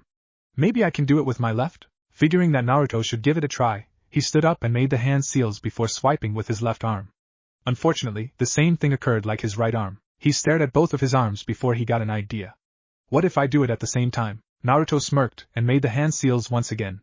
Wind release, sickle weasel technique. Naruto then swooped with both of his arms, and the wind blade formed in front of him as it was launched forward. Naruto gasped and Kyuubi couldn't help but smirk. The blade traveled a bit before exploding into strong gusts of wind. Naruto's surprised face turned into a foxy grin as he celebrated his achievement. Yes. I did it. I did my first ninjutsu. He then ran over to Kyuubi and climbed him before standing on the bridge of his nose. I did it, Kyuubi. I actually did it. Naruto exclaimed with an excited grin. Kyuubi's smirk only grew more. Good job, Kit. You figured out what was wrong and fixed it by yourself, Kyuubi praised as he lifted one of his tails over himself and patted the boy's head with it. Naruto closed his eyes and kept his grin as one hand was on his hip and the other rubbed underneath his nose, accepting Kyuubi's praise. Hee hee. I knew I'd get this technique down easily. Naruto cockily stated. Now all you have to do is perfect it, Kyubi said as he retrieved his tail. You got it. Naruto climbed back down and ran a bit away from Kyubi before practicing the sickle weasel technique again. Months passed since Naruto finally learned how to do the sickle weasel technique. Kat taught him her taijutsu style, her kenjutsu style, some shuriken jutsu, a bit of bukijutsu, and chakra control. After Naruto learned all of this from Kat, he began furiously training in these and even sparred against her when he thought he could take her, but he lost to her every time. Naruto also did some training with Kyubi and was proficient in the fox's taijutsu and the sickle weasel technique. He even learned the great sickle weasel technique, a derived technique from the sickle weasel, but more powerful. Now he was practicing the great breakthrough technique that Kyubi taught him how to do. Naruto went on to make the tiger, ox, dog, rabbit, snake, hand, seals, wind release, great breakthrough. Naruto took a deep breath and before blowing out from his mouth, he poured his chakra into his mouth before blowing, causing the wind to become more stronger, but it wasn't strong enough. He used Kyubi as a tester of the strength of it. If Naruto could make Kyubi's fur blow wildly, it was strong, but if it didn't really move, it was weak. As Naruto was making the seals, he gathered a lot of chakra in his mouth. Wind release, great breakthrough. Naruto sucked in and blew. Kyubi's fur noticeably moved a bit more furiously than his previous one. Naruto smiled as he was making progress faster than he and Kyubi expected him to. I'm surprised, Kit. I never thought you'd be able to do so much at your age, Kyubi complimented with a small smile. Naruto gave him a foxy grin and put his hands on his hips. Kat-sensei thinks so too. I'm just glad I have amazing senseis to teach me how to do these things, Kyubi chuckled. He actually came to like the child. Never would he thought he would get along with Naruto. He thought he'd do the bare minimum to help him on the right path, but he did more than that and taught him a lot. Should he thank Karai for threatening him to help the boy? It was a weird question, but he didn't dwell on it for long. I can't wait to attend the academy. I wonder if it'll be tough or a breeze. Naruto spoke as he sat against Kyubi's side. Whether it's a breeze or not, be prepared for it and don't take it lightly, Kyubi told the whiskered blonde. Don't worry, Kyubi, I'll be prepared for anything, Naruto stated with a grin and a thumbs up. Kyubi smirked at his response. But something's troubling me. What is it, Kit? Kyubi asked. I want to learn how to do Fuinjutsu and barrier ninjutsu, but there's basically nothing on it. Only advanced techniques that I don't really understand. I guess most of it's either a secret or got destroyed when Uzushiobikure did, Naruto assumed with a sigh. There's probably a whole section about them at the library that's only for Jounin and up, Kyubi guessed. Yeah, but I can't just sneak into the library. Do it during the upcoming fox hunt. They're still doing that? I completely forgot. Yeah, they really have it out for you. It's whatever, but I'll do that. Next fox hunt, we're going to the library, Naruto announced with a smirk. The fox hunt of that week came and Naruto was ready as the sun was setting. The boy, dressed in a black shirt with a red swirl on the front and back with black shorts on with black sandals, was standing on top of a tall wooden post. The whiskered boy had a cocky smirk on as he watched the villagers. Hey! Naruto shouted, grabbing everyone's attention. He heard them talk amongst themselves about how he got there, and that the demon fox arrived. It's fox hunt, right? You guys suck at this. How have you not killed me yet? I'm a child and you're all adults. Oh well, doesn't matter to me, you'll fail this time and always will. The villagers below him grew angry fast. Naruto's smirk turned into a grin as he jumped down. Get it! A villager shouted and Naruto ran away, knowing they'd chase him down the second he was on the ground. Naruto easily weaved past the buildings and the alleyways as he mapped out his route to first lose the villagers, then make his way to the library. After a few minutes of running away, he could still hear that people were chasing after him. Seems like they have more stamina than I thought, Naruto thought, and this time he jumped on the wall of a building before running up it. He quickly hopped to another roof and continued to roof hop until he could see the library in the distance. Not wanting people to see him traveling to the library on the roofs, he dropped down and began swiftly making his way through the alleys again. After a few minutes, Naruto was able to make it to the entrance of the Konoha library. He opened the door slowly and as quietly as he could before closing it behind himself once he entered. He looked around and saw that the librarian wasn't at their desk, so he stopped sneaking around and walked through the library normally. Where would I begin to look for stuff on Fuinjutsu and barrier ninjutsu? Naruto asked Kyubi. Look in the back, Kyubi answered.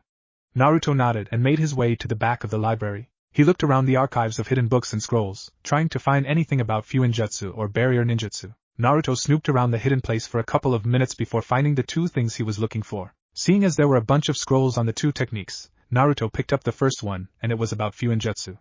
He opened it up and began skim reading the scroll. His eyes widened as he understood what the scroll was talking about. With a smirk, he put the scroll back and left the hidden archives. Naruto was at the librarian's desk and grabbed some blank scrolls from underneath it. He went back into the archives and unraveled all of the empty scrolls he gathered in front of the shelves of the two techniques. He began placing them on the empty scrolls, and after he gathered them all, he put 2 fingers in front of his face, and the scrolls were sealed inside the empty ones. Now having pictures of the scrolls Naruto placed on them. The whiskered blonde picked up the scrolls and set them on his back. Mission accomplished, Kyubi! Naruto informed with a smirk. It's not over yet, you still have to get home safely, Kyuubi pointed out. Naruto's smile faded as he realized he had to get back. And now it was going to be harder with scrolls weighing him down. Oh right, but I believe I can get home safely. It'll just take a bit longer and I'll have to be more careful. And with that decided, Naruto left the library and carefully made his way back to his apartment. It's been 3 years since Naruto learned about Fuinjutsu and barrier ninjutsu. He studied it as much as he could understand while also training in his other aspects. He learned more wind techniques from Kyuubi and also trained in the taijutsu style Kyuubi taught him. Naruto also tried to use fire techniques, and somehow was able to learn it pretty quickly. Kyuubi didn't know why we could, but he thought it was either from him being Naruto's tailed beast, or it was that demon's affinity. Speaking of that weird affinity, Naruto couldn't use it nor did he feel it inside of him, which was strange to the fox. But now, Naruto could use a good amount of wind and fire techniques. The fox was proud of him for making it so far, and Naruto of course was extremely happy that he could do so much this early in his life. Now, it was a week before the academy started and Naruto had challenged Kat-sensei, thinking he was ready to finally take her mask off. The two of them were standing in their training ground. Are you sure you're ready this time, Naruto? Kat asked. Whether I'm ready or not doesn't matter. The academy starts in a week and I need to take your mask off now, Naruto responded. Very well. Taijutsu and ninjutsu are allowed. I won't be using any ninjutsu, but you're free to do so, Kat told as she got into a fighting stance. Naruto nodded and did the same, but it was different from Kat's. Huh! I didn't teach him that stance, did I? Kat asked herself, but she didn't have much time to dwell on it as Naruto took off and rushed her. All Kat could do was block as Naruto jumped in the air and swiped down at her. Naruto pushed off of Kat's arm and quickly began making the snake ram boar horse bird hand seals. Wind release, gale palm. Naruto exclaimed as he clasped his hands together, sending out a strong gale towards Kat. Kat covered her face with her arms, but was being pushed back. Naruto then gathered chakra in his mouth and turned it into oil while dividing it up. Naruto quickly made the snake ram monkey boar horse tiger hand seals. Fire release, flame bullet. Naruto then spit out the oil in his mouth into the gale palm as it ignited. As the flame bullets were traveling through the gale palm that was still up, the fire began to grow bigger and didn't look like mere bullets anymore. Kat was shocked at seeing this and stopped resisting the wind. She let it push her back and she rolled with the gale, avoiding the fire technique just barely. After the gale palm was over and the flame bullet erupted against some unfortunate trees, Kat stood up and brushed herself off. Well, I certainly didn't expect you to do that, Kat admitted with a little chuckle. Naruto smirked. I've learned a lot of things, Kat-sensei, and I'll show you. Naruto quickly made rat tiger dog ox rabbit tiger hand seals. Fire release, phoenix sage fire technique. Naruto then spat out a fireball in the air and more fireballs surrounded it. He then controlled the fireballs and they landed around Kat, trapping her in a ring of fire. He then made the snake dragon bird hand seals. Wind release, sickle weasel technique. Naruto set his arms back and swung them past each other. The air surrounding the ring of fire collided with each other before making a tornado, and started consuming the flames as well. A second later, and the fire tornado grew in size. Naruto smirked, but then ducked as a kick flew by his head. He rolled forward and turned around to see Kat. Naruto genuinely looked surprised to see her there, and not in the tornado. His combination technique ended, and he looked to see a severely cut up and burnt log in place of Kat. Whoa, how'd you do that? Naruto asked as he looked back at Kat. It's a body replacement technique, didn't I teach you that? Kat asked as she slightly tilted her head. Naruto shook his head. Oh, sorry, guess I forgot. Well, alright, quick lesson. Before you're struck by a harmful attack, you simply switch yourself out with something else. Really? Do you just feel it or? It's kinda hard to explain, so let's see if you can do it yourself, Kat answered as she took out 4 shuriken. Don't jump out of the way from these and see if you can pull it off. I won't be hitting any vital points in case you don't do it. Naruto nodded and took a deep breath. Kat threw the 4 shuriken at him and right before they could hit him, he felt something tug at him. Naruto tugged back and right as the shuriken struck him, he switched out with a log. Naruto appeared on a tree branch and inspected himself. Whoa! That was so cool! Naruto exclaimed with a grin. He heard clapping and looked at Kat. Nice job, Naruto. Seems like you got it the first try. Kat congratulated. Naruto nodded and pushed off the tree branch. As he landed on the ground, he rushed Kat. The two of them instantly engaged in a taijutsu battle and Naruto was trying to strike her in the most painful spots, but she kept on blocking him. Naruto went for a low kick and Kat jumped over, but then Naruto fully spun on his hand before launching at Kat with the same foot he tried to kick her with. Naruto's kick successfully hit Kat's stomach and forced her to fly back. The Umbuku no Ichi quickly did a back handspring and covered her stomach. Naruto's gotten a lot better. I think it's time to turn the tide now, Kat thought as she stood up straight. She was about to rush Naruto, but he instead was on her once again. Kat was forced to be defensive as she avoided or blocked Naruto's strikes. Damn it, I don't remember teaching him how to do this. Naruto went for a roundhouse kick and Kat leaned back to avoid it, but as she did she saw a bit of fire flicker off of the bottom of his sandal. Kat did another back handspring to try and get some distance, but Naruto wouldn't let her. He quickly made the tiger ox dog rabbit snake hand seals while gathering chakra in his mouth. Wind release, great breakthrough. Naruto blew out, and caused great gusts of wind to launch straight at Kat. She didn't have enough time to react as she was blown away and was now in the air. Naruto made the snake ram boar horse bird hand seals and clasped his hands together before aiming them at the ground. Wind release, gale palm. Naruto shot out a strong gale from his palms and was launched into the air. He took a second to correct himself to be aligned with Kat before doing the same hand seals and aiming his hands behind him. Wind release, gale palm. Naruto was sent flying towards Kat, who had trouble trying to correct herself thanks to the great breakthrough technique. The other wind technique finally stopped, and Kat was about to correct herself when Naruto came flying at her and grabbed her mask. He took it off before landing and rolling away. Kat did a backflip before landing and felt around for her mask, only to realize it wasn't on her face. Hee hee. I got your mask off, Kat-sensei. Naruto announced as he proudly waved it in the air.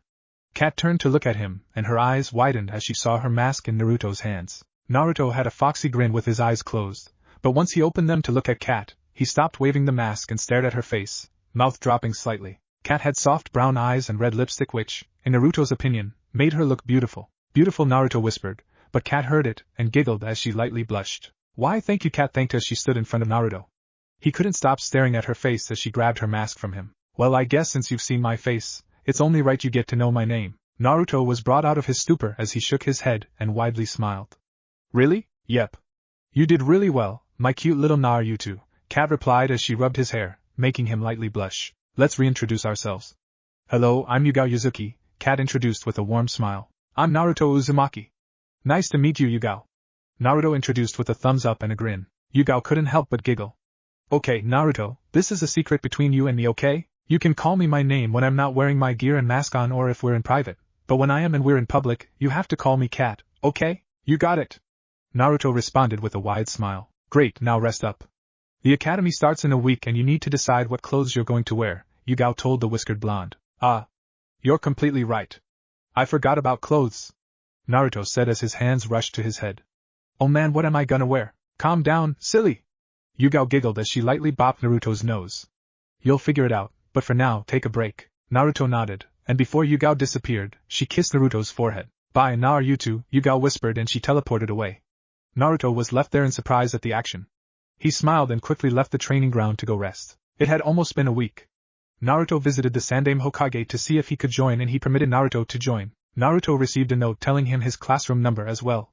The whiskered blonde also used his favor for Yugao. Tomorrow was the day of the academy, and Naruto was deciding on what to wear. He had on his bed an orange and blue jacket with orange pants next to it, and blue open-toed sandals. He had a hand placed on his chin as he looked at the 3 pieces of clothing and a smile formed on his face as he considered wearing it. Naruto Kyubi spoke. Naruto was alerted at Kyubi using his actual name instead of Kit. Something had to be up for the fox to use his actual name. Something wrong, Kyubi? Naruto asked. Yes, I know you're not considering wearing that when you attend the academy, Kyubi responded. What? What's wrong with this? It's perfect for me, Naruto said. What do you mean what's wrong with it? Everything's wrong with it. That shade of orange with the blue is horrendous. Are you trying to insult me in the color orange? Kyubi questioned as he began pointing out the clothing's flaws. But I think it looks fine. Plus, I want people to notice me, you know? I don't want to be looked over. Naruto argued. People are bound to look over you with that hideous jacket and pants. They don't want to see that. Naruto scowled and groaned. Fine then, what should I wear? Wear the black and white outfit. That looks far better than this, Kyubi answered with a smile. Naruto sighed and went over to his closet. He returned and placed the clothing on the bed. He looked it over once and cocked an eyebrow at the outfit. You sure this looks good? I'm telling you, Kit, it looks far better than the orange outfit, Kyubi reassured his Jinchuriki. Alright, if you say so. Tomorrow came rather quickly and Naruto was just now getting his clothes on as he was making breakfast. Once he got them on, he now focused on finishing making it. Naruto was wearing a black headband with a white swirl on it. He had a white shirt underneath an open, hoodless, black cloak with rolled-up sleeves and a white swirl on the back. He also had on black pants and black open-toed sandals on. Naruto finished making his breakfast and carried it over to the table. As he sat down he instantly dug in. You ready for the first day at the academy? Kyubi asked with a smirk. As ready as I'll ever be. Man, I just want to hurry up and become a genin already. I can't wait to release you from your seal. Naruto exclaimed. Kyubi chuckled. So impatient, just wait, Kit, you'll release me eventually. Naruto widely smiled as he continued eating. Once he was done, he cleaned up and left his apartment. Naruto ran through the streets of Konoha, ignoring all of the glares and looks the villagers sent his way and keeping his smile on his face. He avoided random things thrown at him and a small mob that chased him. He made sure that nothing would ruin this day. Naruto jumped on the side of a building and began running across it before jumping off of it and landing on a wooden post for only a second and jumped on top of a roof. Naruto could see the academy in the distance and decided to pick up the pace. The blonde made it to the academy entrance and a grin was plastered on his face as he looked at the building in front of him. He ignored the other looks the kids gave him. They must have recognized that he's the kid their parents told them to stay away from. Naruto took out the note and looked at it. My classroom is A5, alright. He pocketed the note and walked into the academy with the other kids. As Naruto walked down the hallway, he looked around in hopes of finding his class. He soon found the classroom and grinned. Naruto ran over to the door and opened it. When he looked inside, he saw that there were only a few people in there. Naruto saw a boy sitting near the front of the classroom with black, spiky hair. He was wearing a high-collared, navy blue, short-sleeved shirt with white arm warmers. Naruto had to take a minute to realize that was Sasuke Uchiha, and he was just brooding in the corner. What happened to him? He was more cheery last time I saw him, Naruto thought as he took a seat near the middle of the classroom. The Uchiha massacre happened, remember? You were coming back from training and saw the bodies near the Uchiha compound, Kyuubi recalled. Oh, that's right, was he a survivor of that? Naruto asked as he stared at the brooding child. Seems like it, Kyuubi responded with a sigh. The classroom soon filled up with more and more students, but Naruto didn't notice as he decided to hang out with Kyuubi before class started. You don't have to be here, kid, Kyuubi informed as he looked at Naruto sitting on his nose. There's nothing better to do out there other than wait, Naruto pointed out. You could try and talk to the other students, Kyuubi suggested with a light shrug. Yeah, and get told off because their parents told them to not talk to me? I'll pass, Naruto retorted as he huffed and closed his eyes. I think there might be one student who wouldn't mind talking to you. And who would that be? The Hyuga daughter, Hinata, Kyuubi responded. Naruto opened his eyes and scanned the room for this Hinata Hyuga that Kyuubi mentioned. She's behind you, Kyuubi informed. Naruto leaned his head back and looked near the back to see a girl with short, dark blue hair and strange, lavender eyes. She was wearing a cream-colored jacket with fire symbols on both of the upper sleeves. Naruto realized he was staring at her for too long when the girl blushed and looked away. He shook his head and faced forward. I think I've seen her before, but I didn't know where. Naruto thought as he scratched his head. When you were younger, you helped her when she was being bullied. You beat the bullies up pretty badly, Kyuubi answered. Naruto took a moment to remember, and he smiled when he did. You're right, I did. I should definitely go talk to her, to see if she's alright. Naruto thought as he got up. He made his way over to Hinata and took the seat next to her. Hinata looked at the boy who sat next to her, and her mouth was slightly open. Hey! I'm Naruto Uzumaki. You're Hinata, right? Naruto greeted with a wide smile. Oh, yes, I am Hinata. Hinata H. Hyuga. Hinata stuttered with a small smile and red tinting her cheeks. What a surprise that you're in this class too, right? How are you after what happened that day? You didn't get bullied again, did you? Naruto quizzed the Hyuga daughter. Oh! And no, I'm fine. Thank you for sticking up for me. I am sorry for causing you so much trouble. Hinata apologized as she put her head down. Naruto lost his smile to a frown as he saw her apologizing. He thought about what to do when he got an idea. Naruto placed his hand on her head and rubbed it.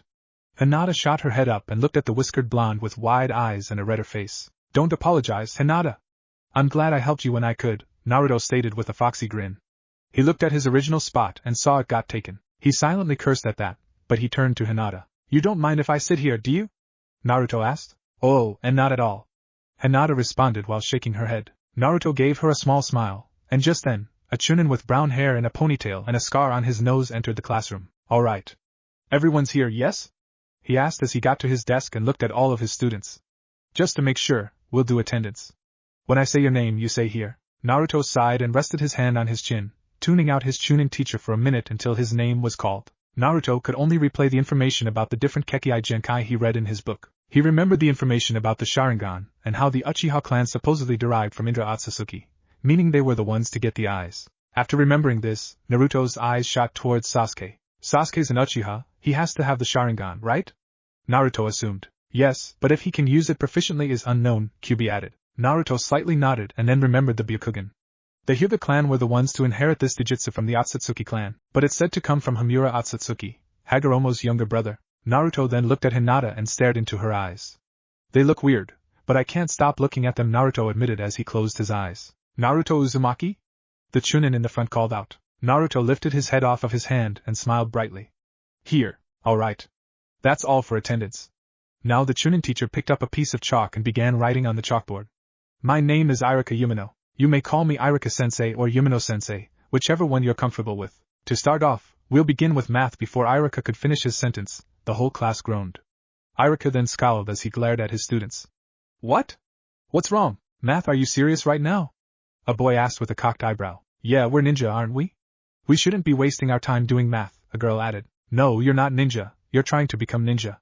There's a difference. But fine, since everyone thinks that math isn't worth it, we'll move on to our first shinobi lesson, taijutsu. Everyone, we're going to the front of the school, let's go, Irika ordered as he left the classroom. Everyone cheered as they jumped up from their seats and followed Irika to the front of the school. Naruto took his time getting up. I get that this is boring, but isn't this necessary regardless? Naruto asked as he watched the kids rush to meet Irika. You're all brats who think being a shinobi is only about learning cool techniques. You think they'd care about math? Kyubi answered. Naruto sighed as his head dropped down. I guess you're right, Naruto agreed. He was about to walk off, but then noticed Hinata was still sitting down. You alright, Hinata? Naruto asked. Huh? Hinata yelped as she looked around and met Naruto's eyes. Oh, why yes, I'm fine. Naruto could see that she was nervous about something. It was probably the sudden taijutsu lesson. You're worried about the taijutsu lesson, right? Naruto guessed with a small smirk. Why yes, Hinata confirmed as she put her head down. Naruto walked up to her and rubbed her head. You don't have to worry, I'll be there to support you, believe it. Naruto told the Hyuga daughter with a grin and a thumbs up. Hinata couldn't help but smile and blush at the gesture. Right. Naruto and Hinata made it to the front of the school and joined the line where the other kids were. Alright, since you guys seem to be impatient about learning shinobi lessons, that's what we'll be prioritizing over general studies. What we're doing now is taijutsu spars. This will let me know how each one of you fights and if you need help or improvements. Now, these matchups are randomized and you will fight fairly. First matchup. Naruto watched in boredom as the kids fought each other.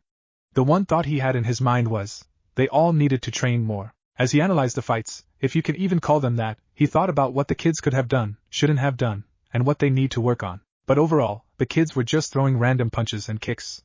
There were some intriguing fights, but nothing that piqued Naruto's interest. Most of the clan kids did, but that was all. The civilian kids didn't bring anything interesting to the table, like Sakura Haruno for example. In Naruto's opinion, she is cute, but that's all she has going for her, and yet she's somehow tied with Ino Yamanaka, a clan kid. Naruto expected Ino to wipe the floor with her, but his expectations were a tad too high it seemed. Choji and Shikamaru's fight ended as soon as it started with Shikamaru forfeiting because Choji didn't want to hurt him. Naruto could kind of see why Shikamaru did that and respected it. Hinata Hyuga vs Ayano Takanaka, Irika announced as he looked up from his clipboard.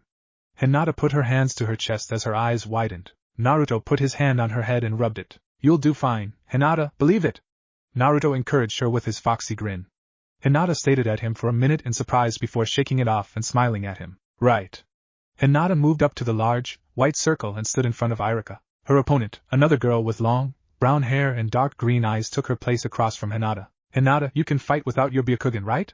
Irika asked as he looked at the Hyuga daughter. Hinata looked back at him. Yes, Irika-sensei. Irika smiled at that. Good. Then let the spar begin. Ayano rushed Hinata and went for a right punch, but Hinata deflected it and hit her chest with her right palm. The girl coughed up a bit of saliva and staggered back as she held her chest. Hinata took the chance to rush the girl and hit her chest again, but sent her flying out of the circle. Hinata wins! Irika announced and wrote something on the clipboard. Hinata smiled as she went back to Naruto. Good job, Hinata, you owned her. Naruto praised her as he rubbed her head. Hinata blushed as she received the compliment. Thank you, and Naruto, Hinata whispered, unconsciously leaning into his touch. Final match, Naruto vs Sasuke, Irika said as he looked up at the line of kids. The two boys who were to spar next made it up in front of Irika, facing each other. Naruto didn't know why, but he felt like he could beat Sasuke without even trying. Destroy him, Sasuke. A voice that sounded like Ino's shouted. You can do it, Sasuke, beat him up. Sakura added. Naruto closed his eyes and sighed in annoyance as the girls began cheering for Sasuke. He looked to the side and saw that Hinata wasn't cheering for Sasuke, which made him inwardly smile. You can fight without the Sharingan, right, Sasuke? Irika asked the Uchiha. Sasuke nodded as his eyes remained on Naruto. Okay, let the spar begin. Irika backed up as Sasuke made the first move. He instantly went for Naruto's face, but the whiskered blonde blocked it with one arm. Naruto shoved Sasuke back and rushed the Uchiha. He went for an overhead punch, and when Sasuke went to block it, Naruto purposely missed and planted his hand on the ground. Using the momentum, the whiskered blonde kicked off the ground and slammed his heel on Sasuke's head, sending the Uchiha's face into the ground. Naruto finished the motion and jumped back. Maybe I should go on the defensive to give him a chance, Naruto thought as he waited for the Uchiha to get up. Sasuke picked his head up and glared at Naruto while gritting his teeth. Naruto put his hands in his pockets, which made Sasuke even angrier. He's not even taking me seriously, Sasuke thought. I'll show him that's a mistake. The Uchiha charged at the whiskered blonde and began throwing punches. Naruto didn't bother taking his hands out of his pockets, and unknowingly had a bored expression on his face. Sasuke's eyes widened and he screamed as he threw a punch, aimed straight for Naruto's face. But Naruto shoved it out of the way with his right arm and uppercut Sasuke with his left. Sasuke flew back and landed on his ass. He rubbed his chin as he glared at Naruto. Naruto sighed as he shifted his weight to one leg. It's time to end this. Sasuke shot up and charged at Naruto. He jumped up and tried to roundhouse kick him, but the blonde blocked it easily. Naruto then grabbed his leg and spun around before throwing him out of the circle. Alright, that's enough. Naruto wins, Iruka announced as he wrote something on the clipboard. No one cheered for Naruto, but instead stared at him in disbelief. The boy looked at Hinata, who was smiling, and he smiled back. He was about to move, but then he heard the Uchiha gruff. Come on and make the unison sign so we can move on, Iruka told the two boys. Naruto nodded and met Sasuke in the middle of the circle. He put his 2 fingers down, and Sasuke stared at them with a glare before looking up at Naruto. The whiskered blonde was secretly making hand seals with his pocketed hand for a technique he came up with the help of Kyuubi. Fire release, scorching limbs.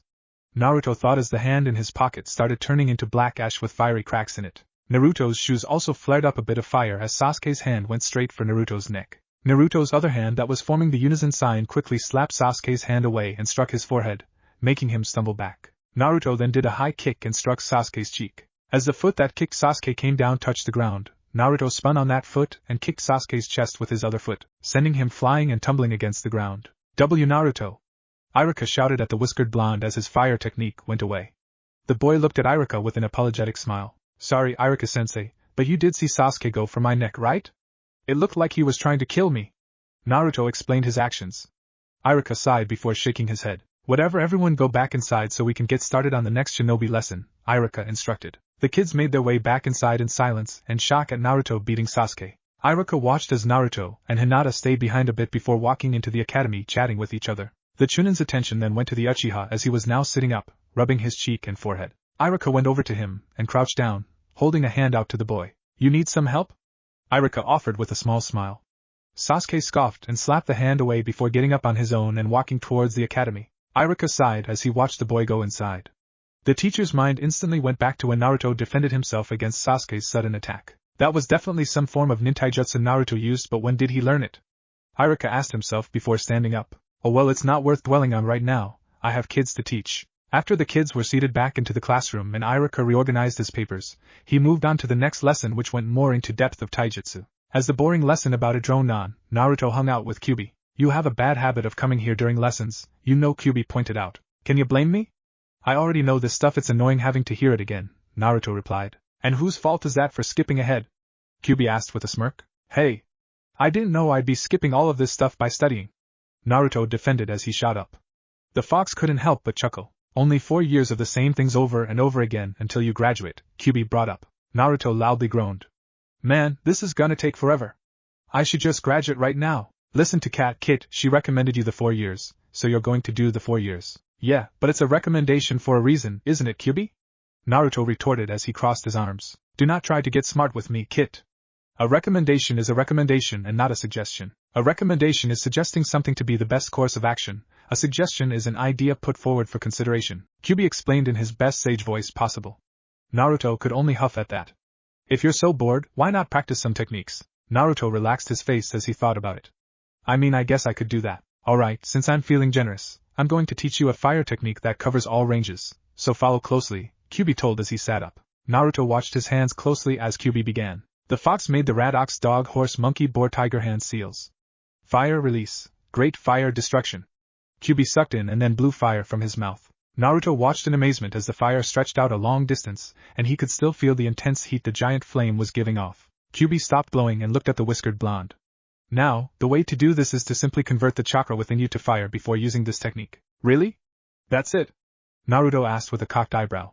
Kyuubi nodded and Naruto stepped up. He then went on to make the rat, ox, dog, horse, monkey, boar, tiger hand seals as he converted his chakra to fire. Fire release, great fire destruction. Naruto sucked in and blew out a small flame that went a short distance. It had the heat intensity, just not the distance nor the size. Naruto stopped blowing and looked confused while Kyuubi chuckled. He whipped his head at the fox. Hey! Why are you laughing? I forgot to tell you that you should probably have some chakra built up in your mouth to make the distance go farther. Also, you should build up more chakra to make the flame bigger. Naruto lowly growled as he quickly turned around and tried it again. This time he built up a lot of chakra in his body and a bit of it in his mouth as he blew. The flame went a longer distance than the first time, and it was noticeably bigger. He stopped blowing to celebrate. Sweet! I easily got that technique down, Naruto exclaimed with a foxy grin. Now pay attention or else you'll get called on, Kyuubi told. Naruto groaned, but listened to his fox friend. Naruto blinked, and he looked up to see Iruka writing something on the board. Which class was this again? It was taijutsu, right? Naruto, what is required to use taijutsu? Iruka randomly asked as he finished writing something on the board. Everyone turned to look at him. The whiskered blonde's eyes widened at the sudden question. The boy read the board and saw that Iruka was explaining the two kinds of chakra and didn't get to the part he asked Naruto. Physical and mental energies are required, Naruto answered. Good job, Iruka complimented as he gave Naruto a curt head nod before turning to the board and explaining further on what Naruto said. Naruto rested his head on his hand and tried to listen to the lesson, but simply couldn't. Naruto woke up to someone lightly pushing him. He opened an eye and saw Hinata next to him. Oh! Why, you're awake! Hinata yelped as she backed up. Naruto opened both eyes and stretched as he let out a yawn. He looked around the room and saw that no one else was in there besides him and Hinata. Where'd everyone go? Naruto asked as he shot up. See, class ended a while ago. We finished the basics of taijutsu lesson, and went over some of the basic taijutsu styles. You slept through the whole thing, Hinata informed the blonde. Naruto groaned and he sat down. And no one bothered to wake me up? He asked, already knowing the answer. I am sorry. I would have woken you up, but Hinata blushed as she averted her eyes and her voice was but a whisper. Why you look so peaceful when you slept? I didn't want to wake you up. Naruto looked at the blushing girl next to him for a moment before smiling and rubbing her head. She looked up at him. It's okay, Hinata, I probably would have known the material anyway, Naruto said, forgiving Hinata easily. Also thanks for staying here with me. Hinata's blush grew more red as she put her head back down. Ah, she's so cute when she's red. Naruto thought with a foxy grin. Stop teasing the poor girl and go home, Kyuubi spoke, making Naruto glare. He then sighed and stopped rubbing Hinata's head. Alright Hinata, let's go home. Hinata, a bit sad, he stopped rubbing her head and much to her chagrin, nodded as they stood up and left the building. The two of them began talking on their way home.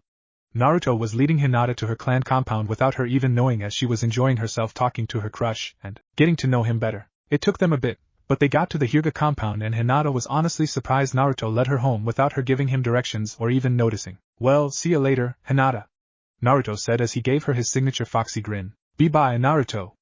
See you tomorrow. Hinata entered the gates of her compound and Naruto was left alone. His grin turned into a smile as he ran towards a building and began roof-hopping to his apartment. Time passed and Naruto hadn't learned a single new thing from the academy yet. It had been 5 months since he first started and Iruka went over stuff he already knew, but he did get something good out of it. He made Sasuke even more pissed and broodier because he couldn't beat the whiskered blonde whenever they fought, and he also became really good friends with Hinata. The two of them would mostly hang out after the academy, and would mindlessly walk around, going wherever the wind would take them. The two of them would sometimes spar and Naruto would beat her, but Hinata would get some wins under her belt. Although Naruto learned the hard way to never call Hinata chubby, that was no-go. Naruto and Hinata were sitting by a tree in one of the parks.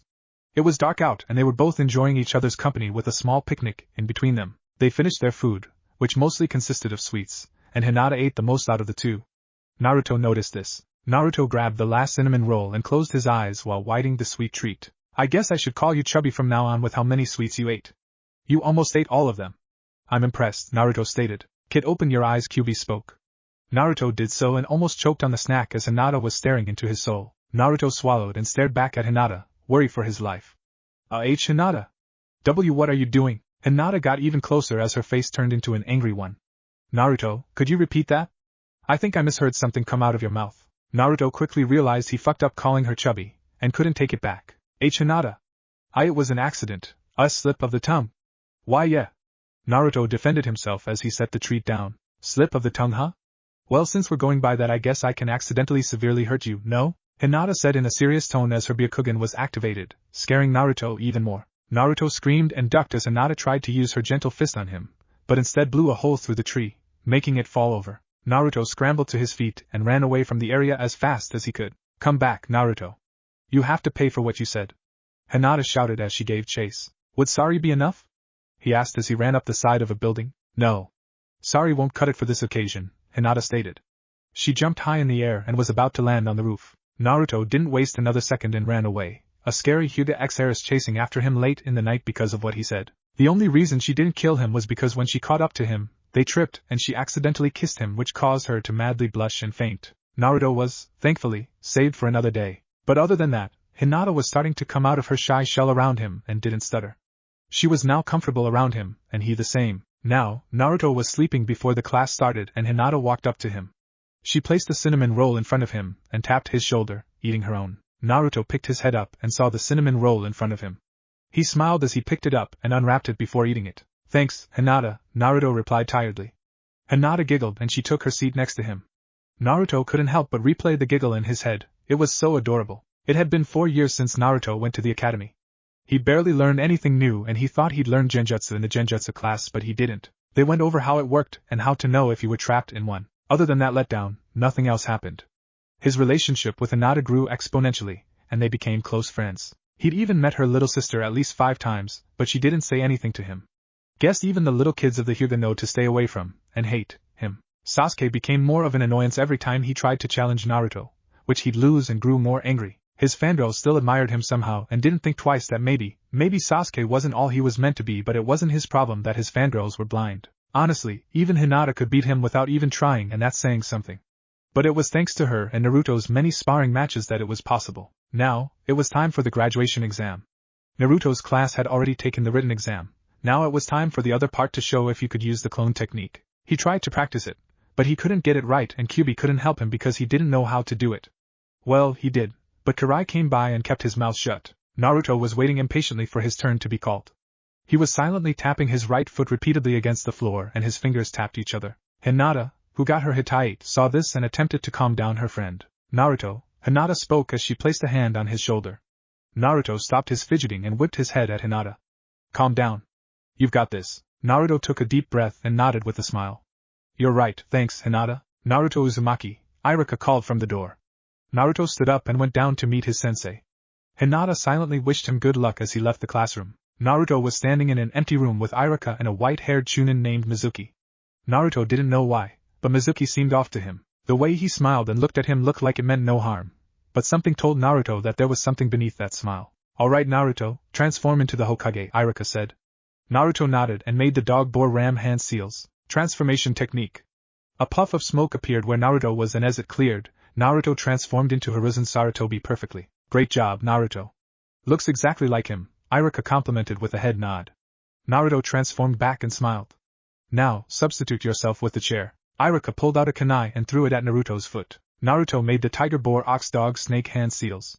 He tugged at the chair and in a puff of smoke, they switched places right as the kunai hit his foot. Good job. Now, for the last one, perform the clone technique and make 3 good clones. Naruto gulped as he nodded. From the corner of his eye, he could have sworn he saw Mizuki smirking. Naruto did the ram snake tiger hand seals and closed his eyes as he prayed this would work. Clone technique. He only heard one puff of smoke appear and looked to his right to see a ghostly pale and pathetic version of himself just on the ground. Naruto looked at it with worry and looked back at Iruka, who sighed. I'm sorry Naruto, but you've failed, Iruka said with the shake of his head. Oh come on, Iruka, you should cut him some slack. I mean, he tried his best and I think we should let him pass because of it, Mizuki voiced as he turned to his chunin partner. I'd like to, but he needs to make at least 2 solid clones to pass, and just look at that one, it's pathetic. I'm sorry, Naruto, Iruka said. Naruto only nodded as he left the room. He spent 4 years at this academy only to not be able to pass. Naruto was wretched. If only he could get a handle of how to do the clone technique. Why was that so hard for him to learn? He tried and tried but just couldn't get it. Hinata watched the door and waited. She waited for a while and knew that something was wrong since Naruto hadn't come back yet. She got up and made her way out of the door. Soon, the passing students walked out of her classroom and were making their way outside. Hinata followed the crowd, hoping she'd find Naruto somewhere. When she made her way outside, she instantly spotted Naruto on the swing just staring into nothingness with the word miserable written all over his face. She wanted to go over to him and comfort him, but there were just too many parents and kids blocking her path. She was about to continue, but then a white-haired chunin came up to him and told him something. Naruto furrowed his brow before looking up at the man and saying something back. The man replied, and Naruto looked away before finally standing up and following him. Was that Mizuki-sensei? What did he want with Naruto? Hinata asked herself as she stopped trying to get through the crowd and easily made it to the clearing. She watched the swing set, holding a fist to her heart. I hope you're alright, Naruto. You know, Iruka-sensei's tough, but he's not against you, Mizuki spoke as he stared at the sun slowly descending. Yeah, I know that, but it just hurts, you know? Out of all of the students in my class, I was the one that didn't graduate all because I couldn't learn a stupid technique, Naruto responded with a scoff as he looked at the buildings below. Don't let one technique get you down, Naruto. You're still a capable ninja and that's why I have a secret to tell you, Mizuki said as he turned to the boy. Naruto looked at Mizuki with a cocked eyebrow. A secret? What kind of secret? Well, the Sandaime Hokage told me to tell you that in case you were to ever fail, you would have to pass a different test to become a genin. Really? What kind of test? And why didn't Gramps tell me about it? Naruto quizzed as his full attention was on Mizuki. For this test, you have to sneak into the Hokage's office and steal the forbidden scroll. After that, bring it to the location I'm going to tell you later tonight, and you'll pass. As for why he didn't tell you, he didn't want you to purposely fail the graduation exam so you could take this one, Mizuki answered with a small smile. Oh, I see now. Yes, but remember Naruto, you cannot tell anyone about this, it'll ruin the whole test. Naruto nodded and Mizuki stood up. Well, I'll see you here later tonight, okay? Naruto nodded and Mizuki jumped away. Naruto was giddy that he'd get another chance to become a genin. There was no way he was going to fail this one too. Naruto successfully stole the scroll and was now in the forest. He was by a shed Mizuki told him to go to when he got the scroll. As he waited, he visited Kyubi, but the fox Bijou was sleeping. Naruto tried to wake him up, but the fox just wouldn't open his eyes. When Kyubi yawned, Naruto knew to get out of there as Kyubi's breath stank badly. Out of curiosity and boredom, Naruto opened the scroll and began reading the first one. Shadow Clone Technique? He read. He began reading some more and his eyes widened. This is so easy. How can I understand this but not the clone technique? Naruto, out of irritation, stood up and began practicing the shadow clone technique. Some time passed and Irika made it to where Naruto was. Naruto! Irika shouted, grabbing the dirted blonde's attention. Naruto looked to see who called him and saw Irika there. Oh, hey Irika-sensei. How are you, Naruto? How did you get that scroll? Naruto looked at him confused, but then grinned. I can't tell you, Mizuki told me that if I told you, it'd ruin the whole test. What test? Irika asked, now curious as to what Naruto was talking about. Mizuki told me that the Hokage prepared a test for me in case I failed the graduation exam. Now I have to give this scroll to Mizuki and I'll become a genin, Irika-sensei. Irika was taken back. Mizuki set him up to steal the scroll so that he could take it and deem Naruto a traitor to the village while also escaping Konoha. Naruto! You can't give that scroll to Mizuki. Irika told the boy. What? Why not? Because he used you to steal the scroll for himself. If Mizuki gets that scroll, he'll have the forbidden secret techniques of Konoha, and if he escapes Hai no Kuni, we'll be in serious trouble if enemy nations decide to attack. Irika explained. Naruto's eyes widened as he looked at the scroll. He'd been set up to steal a forbidden scroll. He was now seen as a traitor of the village, and it was all thanks to him listening to Mizuki. Stupid, stupid! How could I have fallen for that? Naruto grabbed his hair in frustration. Naruto, it's Naruto! There you are! Don't let Irika get the scroll, it'll ruin your test. Mizuki shouted as he appeared on a branch. You used me! Naruto shouted at the white-haired Chunin. What? No, I didn't. I'm trying to help you pass to become a genin. If you give me the scroll you'll definitely pass. Mizuki exclaimed. No, if I hand you the scroll I'll be seen as a traitor to this village. Mizuki frowned, but then a grin grew on his face. Well, what's new anyways? People look at you as if you're a traitor, so what's the difference? I mean, why do you think people look at you the way that they do? They all know something that you don't. Mizuki, don't tell him, it's forbidden. Irika shouted. You have the... I already know, Naruto interrupted. This surprised both Irika and Mizuki. What? Irika muttered as he stared at Naruto. I already know that the Kyubi was sealed inside of me. I already know that people see me as the nine-tailed fox I met the Ninetails. Naruto explained with a scowl as his eyes turned red and his pupils became slits. Mizuki and Irika were shocked. I'm even friends with the Ninetails. He helped me when I didn't have anyone, and he taught me a lot of things. He's my closest friend I've had since I was 5. And I will not stand here and listen to you tell me that I'm the nine-tailed fox. I'm not. I'm Naruto Uzumaki, believe it, and you, Mizuki, are a traitor to this village. Naruto tossed Irika the scroll and ran towards Mizuki. Naruto, wait! Irika screamed after him, but it was too late. Mizuki grit his teeth as his plan failed. Damn you, demon brat! Mizuki pulled out one of his giant shurikens and threw it at Naruto. Naruto made the clone sign. Shadow clone technique. 2 clones appeared next to him, and they all looked at each other before the 2 clones ran ahead of the original. The original Naruto jumped on the clone to his left's back and jumped off of it, doing a barrel roll and avoiding the shuriken. As Naruto was doing his barrel roll, he held his hand out and the clone he jumped off of grabbed it. The original Naruto flung the clone up in the air, and the other clone grabbed a hand, flinging high in the air to meet his other clone. The first clone that was in the air grabbed the other clone and did a multitude of spins before throwing the clone at Mizuki. The clone that was flying towards Mizuki did the boar tiger rat dragon hand seals. Fire release, scorching limbs, his arms became black ash with fiery cracks in them and his sandals flared with flames. The clone tackled Mizuki and as they hit the ground, the clone rolled with him before forcefully kicking the Chunin off of him. He hit a tree and bounced off of it, but the clone appeared before him and punched his stomach. Mizuki coughed up some saliva as the clone relentlessly beat Mizuki up while he was still suspended in the air. The clone then grabbed Mizuki's face and threw him towards the other clone that was descending in the air. As Mizuki made it to the other clone, it started making the snake dragon bird hand seals. Wind release, sickle weasel technique. The clone then swiped both of his arms past each other, and the wind began colliding right where Mizuki was. It soon formed into a tornado, and the clone made sure to use a lot of chakra so that the wind would be more fiercer and sharper. After hearing Mizuki's cries of pain, the original Naruto landed and jumped on a branch before jumping in the air. He then went on to make the rat ox dog horse monkey boar tiger hand seals as he built up a lot of chakra in his mouth and body before converting it to fire. Fire release. Great fire destruction. Naruto then blew out, and the giant flame quickly traveled to the sickle weasel technique. As the giant flames combined with the wind technique, it dramatically grew in size and looked like a giant fire tornado that could probably be seen across the whole village. After hearing one last cry from Mizuki, the flame and wind technique died down and only the ashes of the traitor Chunin remained. The ashes slowly fell down to the ground and Naruto's clones disappeared as he landed on a branch, eyes turning back to normal. He turned back to Iruka, who looked at the scene in complete shock. Naruto jumped off the branch and looked at Iruka. I'm sorry, Iruka-sensei, for stealing the scroll. Iruka took a moment to look at the whiskered blonde before smiling. You know what, Naruto? You passed the test. Naruto looked up at Iruka in shock. Huh? I passed? How? Iruka chuckled. You made 2 solid clones, shadow clones at that. I think that deserves you to pass, Iruka answered as he rubbed Naruto's head. He then took off his hatayite and gave it to Naruto. It's proof that you passed. Naruto teared up and hugged Iruka. Thank you, Iruka, thank you. Iruka returned the hug as he looked up at the moon. After Iruka took Naruto out to eat some ramen, the whiskered blonde was soundly sleeping in his bed with a grin etched on his face. Are you ready, Naruto? Kyuubi asked as he looked down at the boy from the other side of the gate. Naruto nodded and he stood close to the gate. The water rose until it brought him to the tag that sealed Kyuubi shut. He grabbed the top of it and tugged, but then an explosion sent him away and he rolled across the water before stopping. Kyuubi couldn't help but laugh at this. Naruto shook his head and glared at the fox, before looking at what was standing in front of him. It was a man with spiky blonde hair that looked like Naruto's but longer.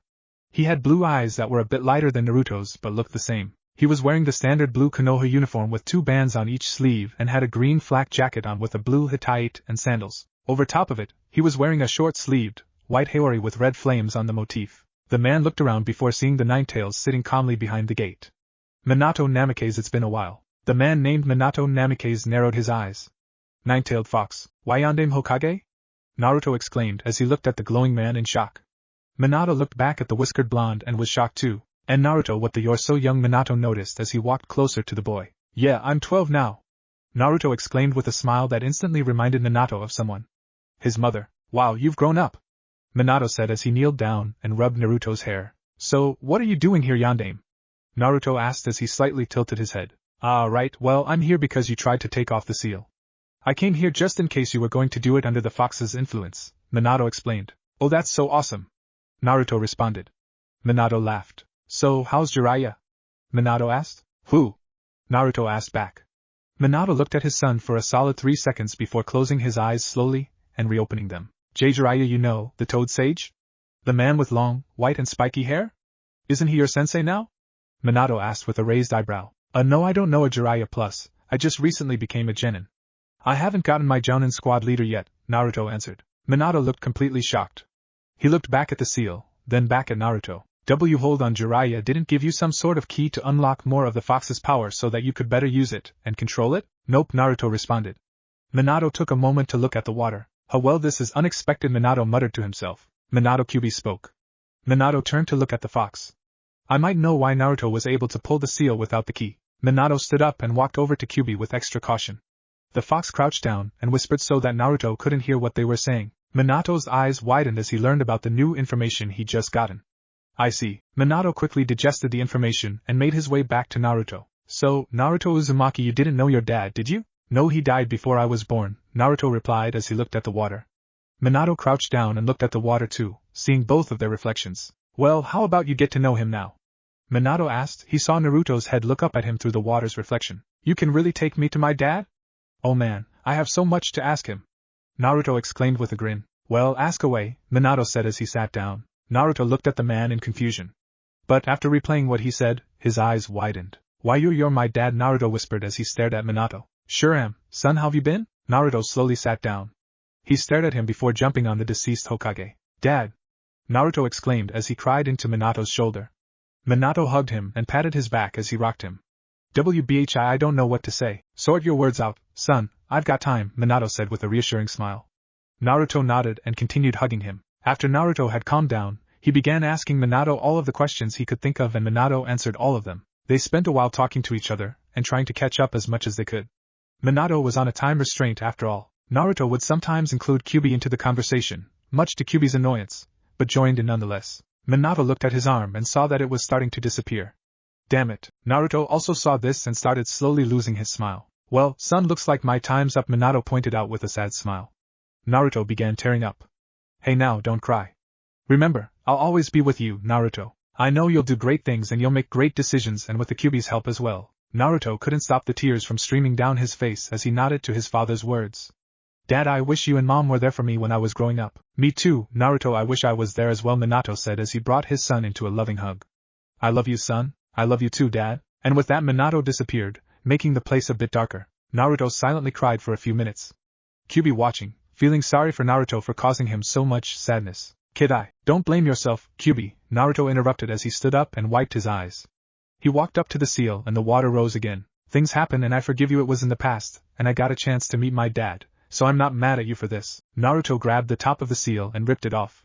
The gates swung open and Kyuubi was free. The fox got on all fours and moved out of the cell he was in for 12 years. As he moved out, the gates disappeared and turned into a necklace of some sort, and strapped itself to Kyuubi's neck. He looked at the accessory, but realized a bit of the seal was still placed on him. Damn, it seems like I'm not fully released yet, Kyuubi said with a sigh. Naruto looked at the necklace and frowned. I guess we'll need Jiraiya for this, Naruto said. Don't worry about that, I'm mostly free now, so I can share most of my chakra with you, Kyuubi pointed out with a smile. Oh yeah.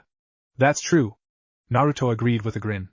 Now, what's your real name? Kyuubi recoiled back slightly as he completely forgot about that deal he made a long time ago. The fox sighed before looking at Naruto. My name? It's Kurama, Naruto smirked. Nice to meet you, Kurama. I'm Naruto, Naruto Uzumaki. Kurama laughed at the reintroduction. It's nice to meet you too, Naruto Uzumaki. Naruto giggled as Kurama greeted him back. Now go to bed, you're being assigned your Jonin squad leaders and you don't want to lose sleep, Kurama told the whiskered blonde. Naruto nodded at that. Night, Kurama. Naruto opened his eyes and stared at the ceiling, reminiscing his meeting with his dad. He soon closed his eyes again as a smile was adorning his face and tears escaped the corners of his eyes. I love you too, Dad. Naruto woke up early and got dressed. Today was the day he was going to be assigned to a 3-man squad with a Jonin leader.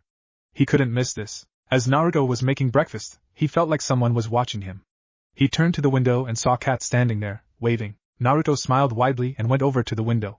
He opened it and let Kat in. Hey Yugao. How are you? Naruto asked. I'm doing well, how are you? Yugao responded. I'm doing great. I just recently became a genin, and today I'm going to be in a 3-man squad. Naruto told her as he put out his arms for emphasis. Really? I knew my cute little Naruto would become a genin, Yugao said as she rubbed his head. Naruto grinned as he received the praise in the form of Yugao's patting. She stopped her patting when Naruto turned to the breakfast he was making.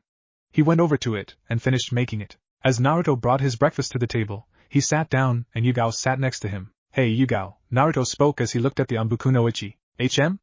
Yugao hummed as she looked at the blonde. Do you know any Jounins that might be squad captains? Naruto asked. HM, she put a finger to her chin and thought. Yeah, I do. Can you tell me about them so I know what to expect? Naruto requested. Sure, Yugao answered. The first one is Asuma Sarutobi, the son of Hiruzen Sarutobi. Wait, Gramps has a son?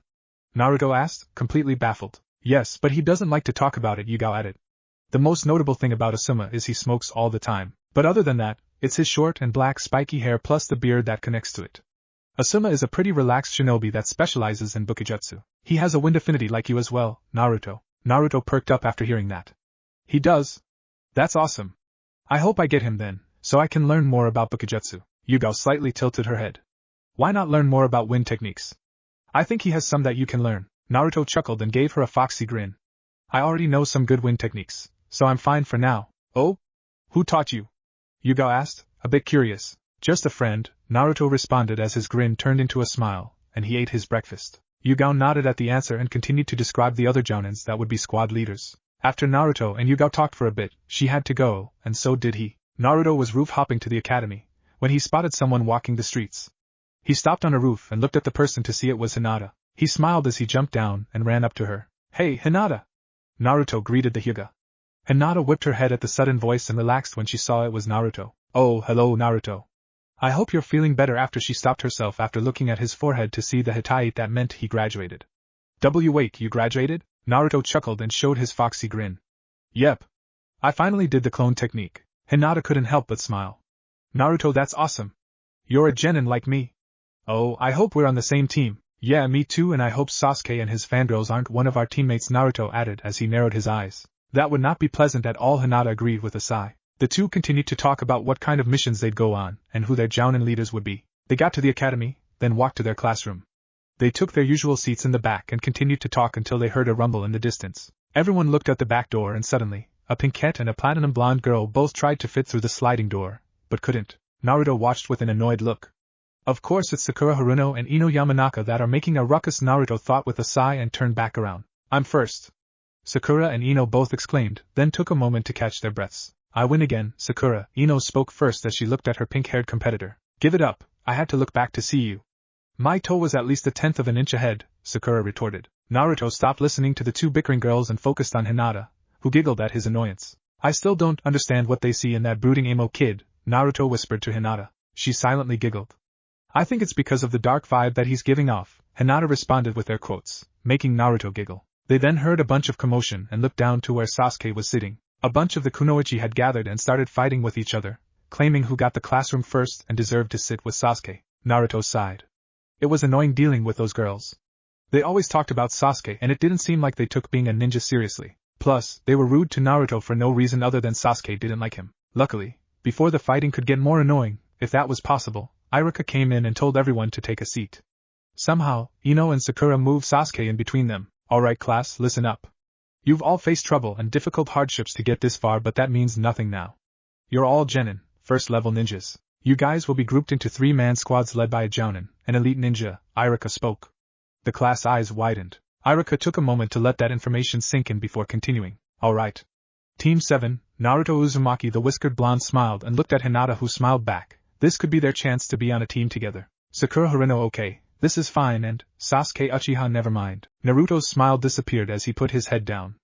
Hinata lost her smile as well but decided to comfort Naruto. Sakura cheered as she was on Sasuke's team and not the other girls. Naruto droned out Iruka as he announced the other teams. He didn't care at all since he wasn't on the same team as Hinata, but he did listen to who was on her team before droning out Iruka once again. Naruto was sitting on Kurama's head as he looked at the darkness. You alright, kid? Kurama asked as he looked up. Sure. I mean, why wouldn't I be? I have the two best teammates I could ask for, Naruto sarcastically replied. How about we do something to get your mind off of your team for a bit, Kurama suggested. Like what? Naruto asked, intrigued by Kurama's suggestion. Let's try a collaboration technique, Kurama answered with a smile. Naruto smiled as well, liking the suggestion. Okay, yeah. Let's do it. Naruto shouted with a fist raised. So, what technique did you have in mind? Well, I've been thinking of one I'd like to try out, but I need you to do something and I don't know if you can do it, Kurama answered. I'm pretty sure I can do it just fine. Kurama looked at the blonde before sighing. Can you make an empty shadow clone? An empty what? Naruto asked with a cocked eyebrow. An empty shadow clone so I can possess it, Kurama restated. Naruto had to think about that. Could he actually make an empty shadow clone? How would he even be able to do that? Naruto began thinking of a way for Kurama to possess a shadow clone, but it was difficult. How was he supposed to take his chakra out of his clone and not have it disperse? Or maybe he just needs to make one that simply doesn't have chakra at all. Naruto made the clone hand seal, but reversed. Empty shadow clone technique. To Naruto's surprise, a puff of smoke appeared next to him and a shadow clone was made, except this one's eyes were blank and it just stared into nothingness. It was also pale. Perfect. Nice job, Kit, Kurama praised as he tapped the clone with his claw. Once he did that, the fox bijou disappeared. Naruto was shocked. He frantically looked around to see where Kurama went. I'm right next to you, Kit, Kurama's voice said. Naruto looked at the empty shadow clone and saw that its appearance changed. His clone's hair was now orange like Kurama's fur, and it was more frizzier. The clone's eyes were red with black slits and the whiskers were more prominent. The skin was darker as well and the sealing necklace was there too. Naruto also saw that the clone had 9 small tails waving behind it. K. Kurama? You possess the clone? Naruto asked, shocked and amazed. Yep. I'll only disappear when you use it in here. If you were to do this outside, I'd still be here. But I'd need to focus on possessing the empty shadow clone, Kurama explained as he inspected himself. Oh, I see, Naruto said as he nodded understandingly. Now the first technique I thought of is called reverse fox hunt. It's where we transform into me and aggressively attack groups of enemies, or to simply overwhelm an opponent. I can actually transform to look like you? Naruto asked as his eyes widened. It's like a transformation technique, but you actually transform instead of disguising, Kurama elaborated. You want to try it out? Naruto smirked as he nodded. Hell yeah, I do. Alright then, but first, we need enemies, and a lot of them, Kurama said as he put a hand on his hip and looked at the darkness in front of them. Oh. I can make a bunch of clones, they could be our enemies. Naruto told. No, do not do that. What, why not? Because preparations have already been prepared. Rise up, Kurama commanded. Naruto watched the darkness as he could hear something come out from the water. He couldn't exactly see what was going on, but he saw a bunch of white eyes appear in the dark. Kurama was lucky that Karai would do this for Naruto's training. Now make the dog hand seal with me. Huh? Oh, okay. Naruto and Kurama both made the dog sign. Reverse fox hunt. They both shouted. A giant puff of smoke appeared in place of them, and as it cleared, there were now 2 nine-tailed foxes. One of them was Kurama while the other was Naruto, but Naruto didn't look like Kurama. Naruto was yellow and had blue eyes with black slits. He had a tuft of spiky fur on his head to resemble his normal hair. Naruto took a minute to look at himself. He expected to look like an exact copy of Kurama, not look like himself as the Nine-Tails. Whoa, Naruto whispered and realized his voice was about as deep as Kurama's. I'm actually a Kyuubi. Kurama smirked, then faced ahead. Hey kid, take a look at the enemies in front of us again. Naruto did just that, and could actually see them in the dark. There were a bunch of them just standing there, looking up at the 2 Kyuubis. Naruto then smirked. Let's get this going, yeah? I hope you can follow my lead, kid. I'm not easy to read, Kurama challenged. Naruto looked at Kurama, keeping his smirk. I already know what you're thinking, you know. Oh really? Then let's do this. Kurama took off and Naruto followed, right beside him. Tailed Beast Ball. After Naruto and Kurama tried out different collaboration techniques, Naruto returned back to the classroom after the teams were made. After lunch, you'll meet your new Jounin teachers. Until then, class dismissed, Iruka spoke. Everyone got up and headed out of the classroom except Naruto and Hinata. Man, this sucks, I really wanted to be with you too, Hinata, Naruto said with a sigh. Hinata looked at him and nodded. I did too, but it's already been decided, Hinata said with a silent sigh. Well, at least we get to spend time with each other before then. So, how about it? Wanna have lunch with me? Naruto offered with a smile. Hinata smiled back as she nodded. Yes, I'd love to. Naruto and Hinata went out of the classroom and out of the academy. As they were walking and deciding on a place to go, they noticed someone standing in their way to leave. It was none other than Sasuke Uchiha with his fangirls near him, who was staring down Naruto. Naruto Sasuke spoke with malice. Naruto sighed as he had bored eyes. Yes, Sasuke? Naruto asked, already guessing what he was going to say. I want to fight you now, Sasuke stated. Naruto blinked and stared at the Uchiha for a minute before shrugging. It's gonna be the same result, but sure, why not, Naruto said. He looked at Hinata and smiled. It'll only take a second. You should destroy him, Naruto, so that way he doesn't want to fight you again, Hinata suggested. Naruto's eyes slightly widened.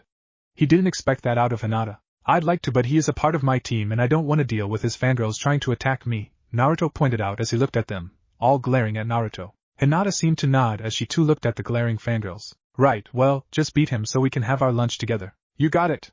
Naruto responded with a foxy grin and a thumbs up. The whiskered blonde then turned back to Sasuke and walked closer to him. I'm surprised you've somehow convinced a person to actually be your friend. And Hinata Hyuga, no less, Sasuke stated as his eyes wandered to the Hyuga heiress. Naruto glared his eyes. I didn't convince her, she's just a very nice and sweet person, something you've never heard of, the blonde retorted. It would be a shame if she so happened to be attracted to me because of my battle prowess, Sasuke said as he didn't take his eyes off of Hinata. Oh please, she could beat you without trying and you've never beaten me before. Uchiha, what makes you think you're gonna beat me this time? Naruto asked with a sneer. Sasuke finally took his eyes off of Hinata and glared at Naruto. Hinata deadpanned at Sasuke's words. None of what he said sounded appealing at all to her. Sakura and Ino were next to her, and she could already sense she was going to get annoyed at what they were going to say. Hey, Hinata, you sure you want to be hanging with Naruto? Sakura asked, a hint of venom after saying the blonde's name. Yes, is there a problem with that? Hinata responded as kindly as she could without trying to seem hostile. Yeah. I mean Naruto's Naruto. He's an arrogant asshole that's always rude to Sasuke. You shouldn't be hanging out with him. He'll only get you into trouble, Ino answered as she crossed her arms. Naruto is only like that with Sasuke because Sasuke's always challenging him to fights he's going to lose and Sasuke's always mean to Naruto. Also, I will hang out with who I please. I really like Naruto a lot, and I'm not going to stay away from him just because you told me to, Hinata defended as she watched the two boys. PSH, yeah right?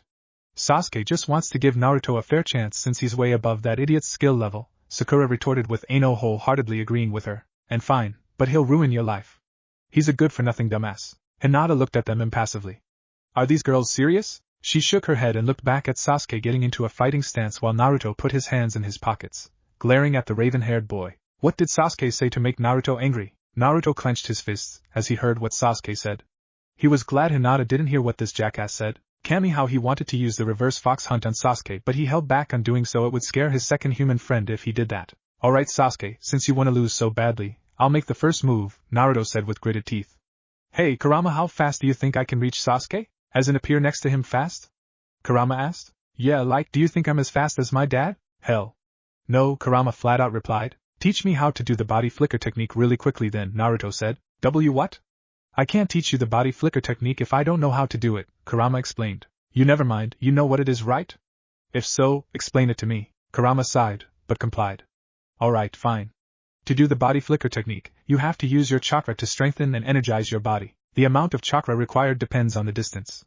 Also, you have to make the tiger hand seal to do it. Naruto nodded and he began to use his chakra to strengthen and energize his body.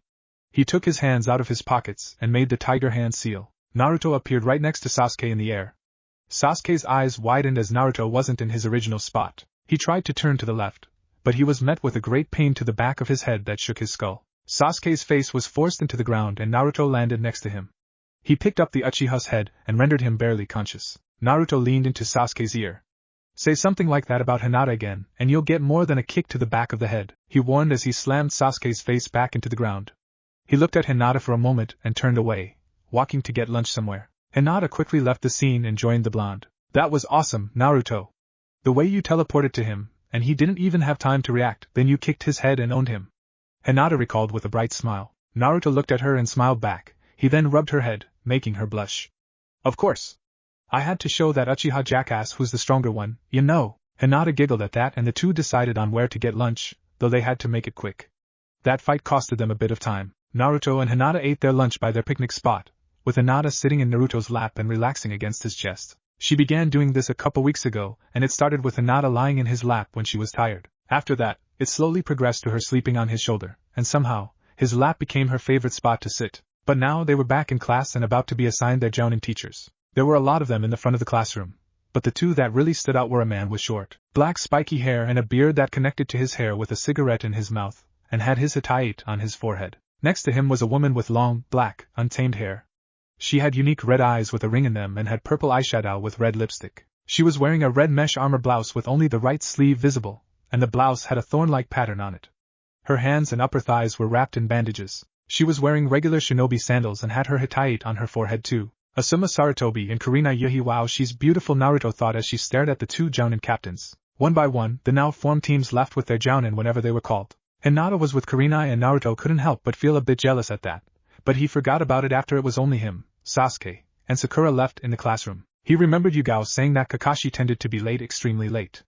During that time, Sakura started to loudly complain and Naruto ignored it for the better. He decided to train with Kurama and to work on his collaboration techniques with his bijou. The sound of a door opening alerted the three genin to who opened it, and it was a man with white, gravity-defying, spiky hair with a black eye and his hitate was covering his left eye. He looked at the three genin and closed his eye, nodding to himself before opening it again. You know, my first impression of this group is you all look like idiots. After briefly meeting Kakashi Hatake, Naruto didn't know what to think of him. He comes in late then calls his genin idiots. Now the three of them were on the roof of the school, sitting in front of their jounin captain while he sat on the railing. Alright, why don't you introduce yourselves? One at a time, Kakashi spoke. Introduce ourselves? Well, what are we supposed to say? Sakura asked. You don't know how to introduce yourselves? Kakashi muttered to himself before sighing. Alright, well, you're supposed to say the things you like, things you hate, dreams for the future, hobbies, things like that. Why don't you tell us first? Before we introduce ourselves, I think you should go. You are our Joun leader after all, Naruto responded with a smirk. Kakashi looked at the blonde before shrugging. Alright. I'm Kakashi Hatake. The things I like and things I hate, I don't feel like telling you that. My dreams for the future, never really thought about it. As for hobbies, I have lots of hobbies. Like being late, Naruto muttered to himself as he deadpanned at the jounin. Well, that was useless. All he really told us was his name, Sakura said with a glare. Now it's your turn. You on the left, you go first, Kakashi said as he looked at Sakura. Oh, me? I'm Sakura Haruno. What I like, the person I like is, my hobby is, hey, my dream for the future is, she said as she kept glancing at Sasuke at each break, then let off a girly squeal. Naruto raised an eye at her awful introduction. It was just like Kakashi's. This girl is such a fangirl, Naruto noted with a sigh. And? What do you hate? Kakashi asked. Naruto. She instantly responded, earning a small smirk from Sasuke. Naruto just shrugged. Expected. Girls her age are more into boys than into ninja training, Kakashi noted as he put his head on his hand. Alright, next one. My name is Sasuke Uchiha. I hate a lot of things, and I don't particularly like anything. What I have is not a dream, because I will make it a reality. I'm going to restore my clan and destroy a certain someone, Sasuke introduced, bringing the mood down a little. Everyone looked at him in a different way. Kakashi just stared at him, Sakura looked at him with a blush, and Naruto just raised an eye at him. Alright, last one. I'm Naruto Uzumaki, you know. I like instant ramen and ramen at Ichiraku's, but I also like making my own foods. I also like my two friends and previous sensei who helped me become as strong as I am now. I hate jackasses who like to start fights with me simply because they're too arrogant to know it's gonna be the same result every time. And I also hate jackasses who talk dirty things about my friends. My hobby would mostly be studying a lot of things and training with my friends. And my future dream is to be the greatest Hokage like the Yondaime, so that the whole village will stop disrespecting me and start treating me like I'm somebody important. The blonde introduced with a determined smirk. Good. You're each unique and have your own ideas. We'll start our first mission tomorrow, Kakashi informed the group. What kind of mission are we going to have? Naruto asked, but already knew the answer thanks to Kat, but asked just for the sake of asking. It'll be a task that the four of us will do together. What task is that? A survival exercise. A survival exercise? I thought that we were having a real mission, not more practice. We already did that stuff at the academy. That's how we got here, Sakura spoke with a small scowl. This is not like your previous training, Kakashi said and crossed his arms. So then, what kind of training is it? Naruto inquired. Kakashi then began giggling maniacally. That was a normal question, so why are you laughing? Sakura asked with a glare. Well, if I tell you the answer you're not going to like it, Kakashi answered as a warning before starting to giggle again. Would you just say it already? Naruto said as he too crossed his arms. He didn't want Kakashi to keep them here simply because he wanted to scare the genin into asking questions. Out of the 27 graduates who just came here, only 9 will actually be accepted as genin. The other 18 will be weeded out and sent back to the academy. In other words, this is a make it or break it pass-fail test, and the chance that you'll fail is at least a 66% chance, Kakashi told them. Sasuke furrowed his brow while Sakura looked uneasy. Naruto on the other hand looked impassive. Thank goodness Kat told him everything about the Jounin's test or else he would be freaked out as well. See, didn't I tell you wouldn't like it? Kakashi asked. I told you so was written all over the visible part of his face. But we worked hard to get here, why would they send us back if we graduated already? Sakura asked. Your graduation was really to see selected candidates who might be able to become genin or not, Kakashi responded. What? That's just how it is. I'm the one who decides if you pass or fail, Kakashi continued. Be at the designated training spot at 5 a.m., and bring your ninja gear too. Everyone had their own thoughts about this. Sakura thought that if she were to fail she'd be separated from Sasuke. This was a trial of love for her. Naruto just thought that if he were to fail, he could graduate early when the chance came around.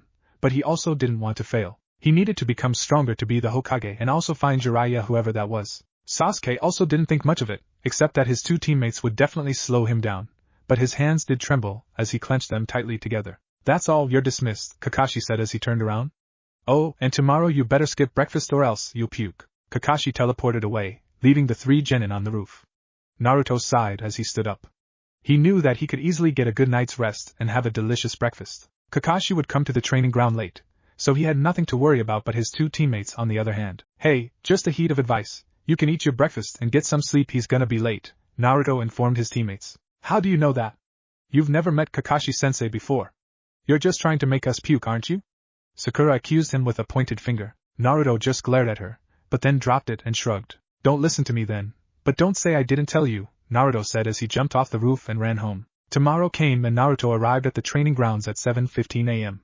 He found his 2 teammates there, looking dead, tired, and hungry. Hey, you're late! Sakura shouted at the whiskered blonde. What do you mean? I'm here on time, Naruto said as he sat down away from them. Kakashi-sensei said to get here at 5 a.m., and you came here 2 hours and 15 minutes later. And yet where is Kakashi-sensei? He's not here, right?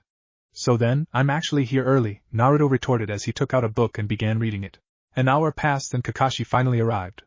Morning everyone, ready for your first day? You're late. Sakura shouted at their sensei. Well, a black cat crossed my path so I had to take the long way, Kakashi excused, making Sakura lowly growl. Well, let's get started. All 3 of them watched as Kakashi took out a black clock and set it down on a wooden post with 2 posts next to it. He pressed down on the top of it, activating it. Here we go, it's set for noon. The cycloptic Jonin then took out 2 bells and raised them. Your assignment is very simple. You just have to take these bells from me.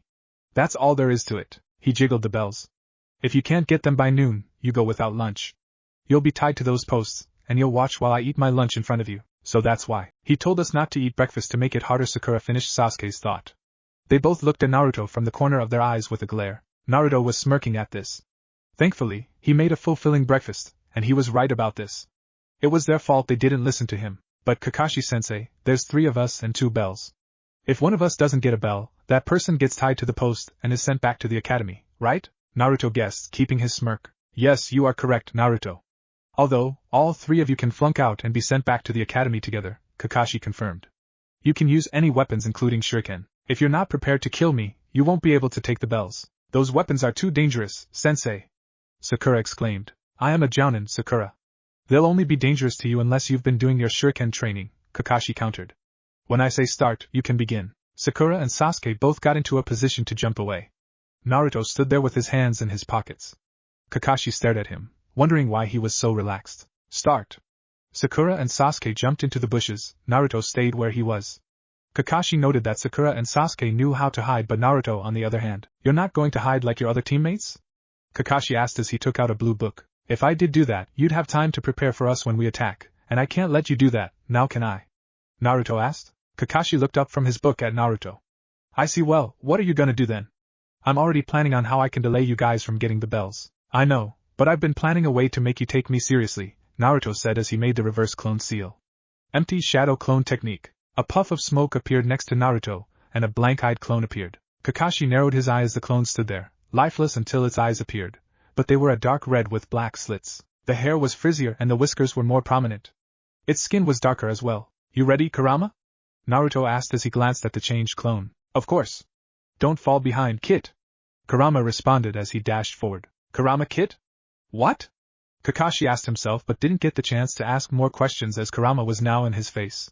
He went for a punch, but Kakashi ducked under it. Kurama then barrel rolled over Kakashi before the jounin could get a chance to hit him. He slid away a bit before rushing Kakashi's back. Kakashi tried to leg sweep Kurama, but he hopped over the leg and did a roundhouse kick, only for it to connect with Kakashi's arm. Kurama looked at Naruto, and the blonde nodded. They both went on to make the boar tiger rat dragon hand seals.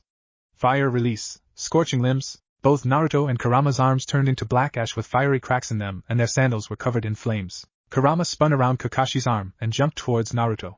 Kakashi shook his arm as it slightly burned. As Kurama was running to Naruto, he jumped towards him and the whiskered blonde moved out of the way until Kurama's feet were in his peripherals. Naruto grabbed Kurama's ankles and quickly spun around before throwing him at Kakashi. Kurama held his hand out, and Kakashi could only block, but then the transformed Kyuubi pushed off of Kakashi's arm and changed his direction to go up. Kurama did a multitude of front flips before coming down and slamming his foot on Kakashi's arm that blocked Kurama's previous attack. The Bija stayed there, pushing down against Kakashi's arm while the jounin pushed back. Naruto then rushed Kakashi while Kurama was holding off one of his arms. The cycloptic jounin had no choice but to put his book away and take Naruto seriously, much to his surprise. Kurama jumped away as Naruto threw a punch at Kakashi. He blocked it, and the two of them engaged in close quarters combat. Kakashi went on the defensive as Naruto didn't give him a chance to do anything else. Naruto then body slammed Kakashi and made him stumble back a bit. The blonde then did a flare move that Kakashi avoided, but as Naruto was coming around the back, Kurama jumped on his legs and Naruto flung him in the air. Kurama then went to make the tiger hand seal. Fire release, great dragon fire technique. Kurama's right hand lit on fire, and he made a throwing motion towards Kakashi. The giant flame then shot forward and formed a dragon head. As the dragon head touched Kakashi, he substituted himself with a log and it set ablaze as it hit the ground. Kurama landed and Naruto got up. They both looked at each other and nodded, jumping in different directions. Kakashi was in a tree, trying to catch his breath. Who knew Naruto was that smart and powerful? He could have probably dealt with me on his own. Thankfully dash. Thankfully what? A deep voice asked behind Kakashi. The jounin turned around and saw the different shadow clones standing on the trunk of the tree, grinning. I was thinking out loud? Kakashi asked with a wide eye. Yep, the clone responded as it hopped on the branch Kakashi was on. How'd you find me? Kakashi wondered as he took out his book to see if it got ruined. I sensed you, he replied with a shrug. I suggest you put the book away, Kakashi, we're not to be taken lightly. Kakashi stared at the clone and nodded subtly as he put his book away. The clone's grin turned into a smirk as it rushed the jounin. It was too fast for Kakashi to do anything, so he put his arms up to block, but the clone disappeared in a puff of smoke. Kakashi put his arms down but kept his guard up as he looked around for anything else to jump out at him. After waiting a moment, nothing happened. Is Naruto playing with me? Naruto approached Sakura while she was still laying down. He tapped her back and she whipped her head to look at him. He put his hand up as a greeting. So, you got a plan? Naruto asked the pinkette. Do I have a plan? No, not really, Sakura responded, then she glared at him. Why, so that you can take it and do it yourself? Naruto deadpanned at her.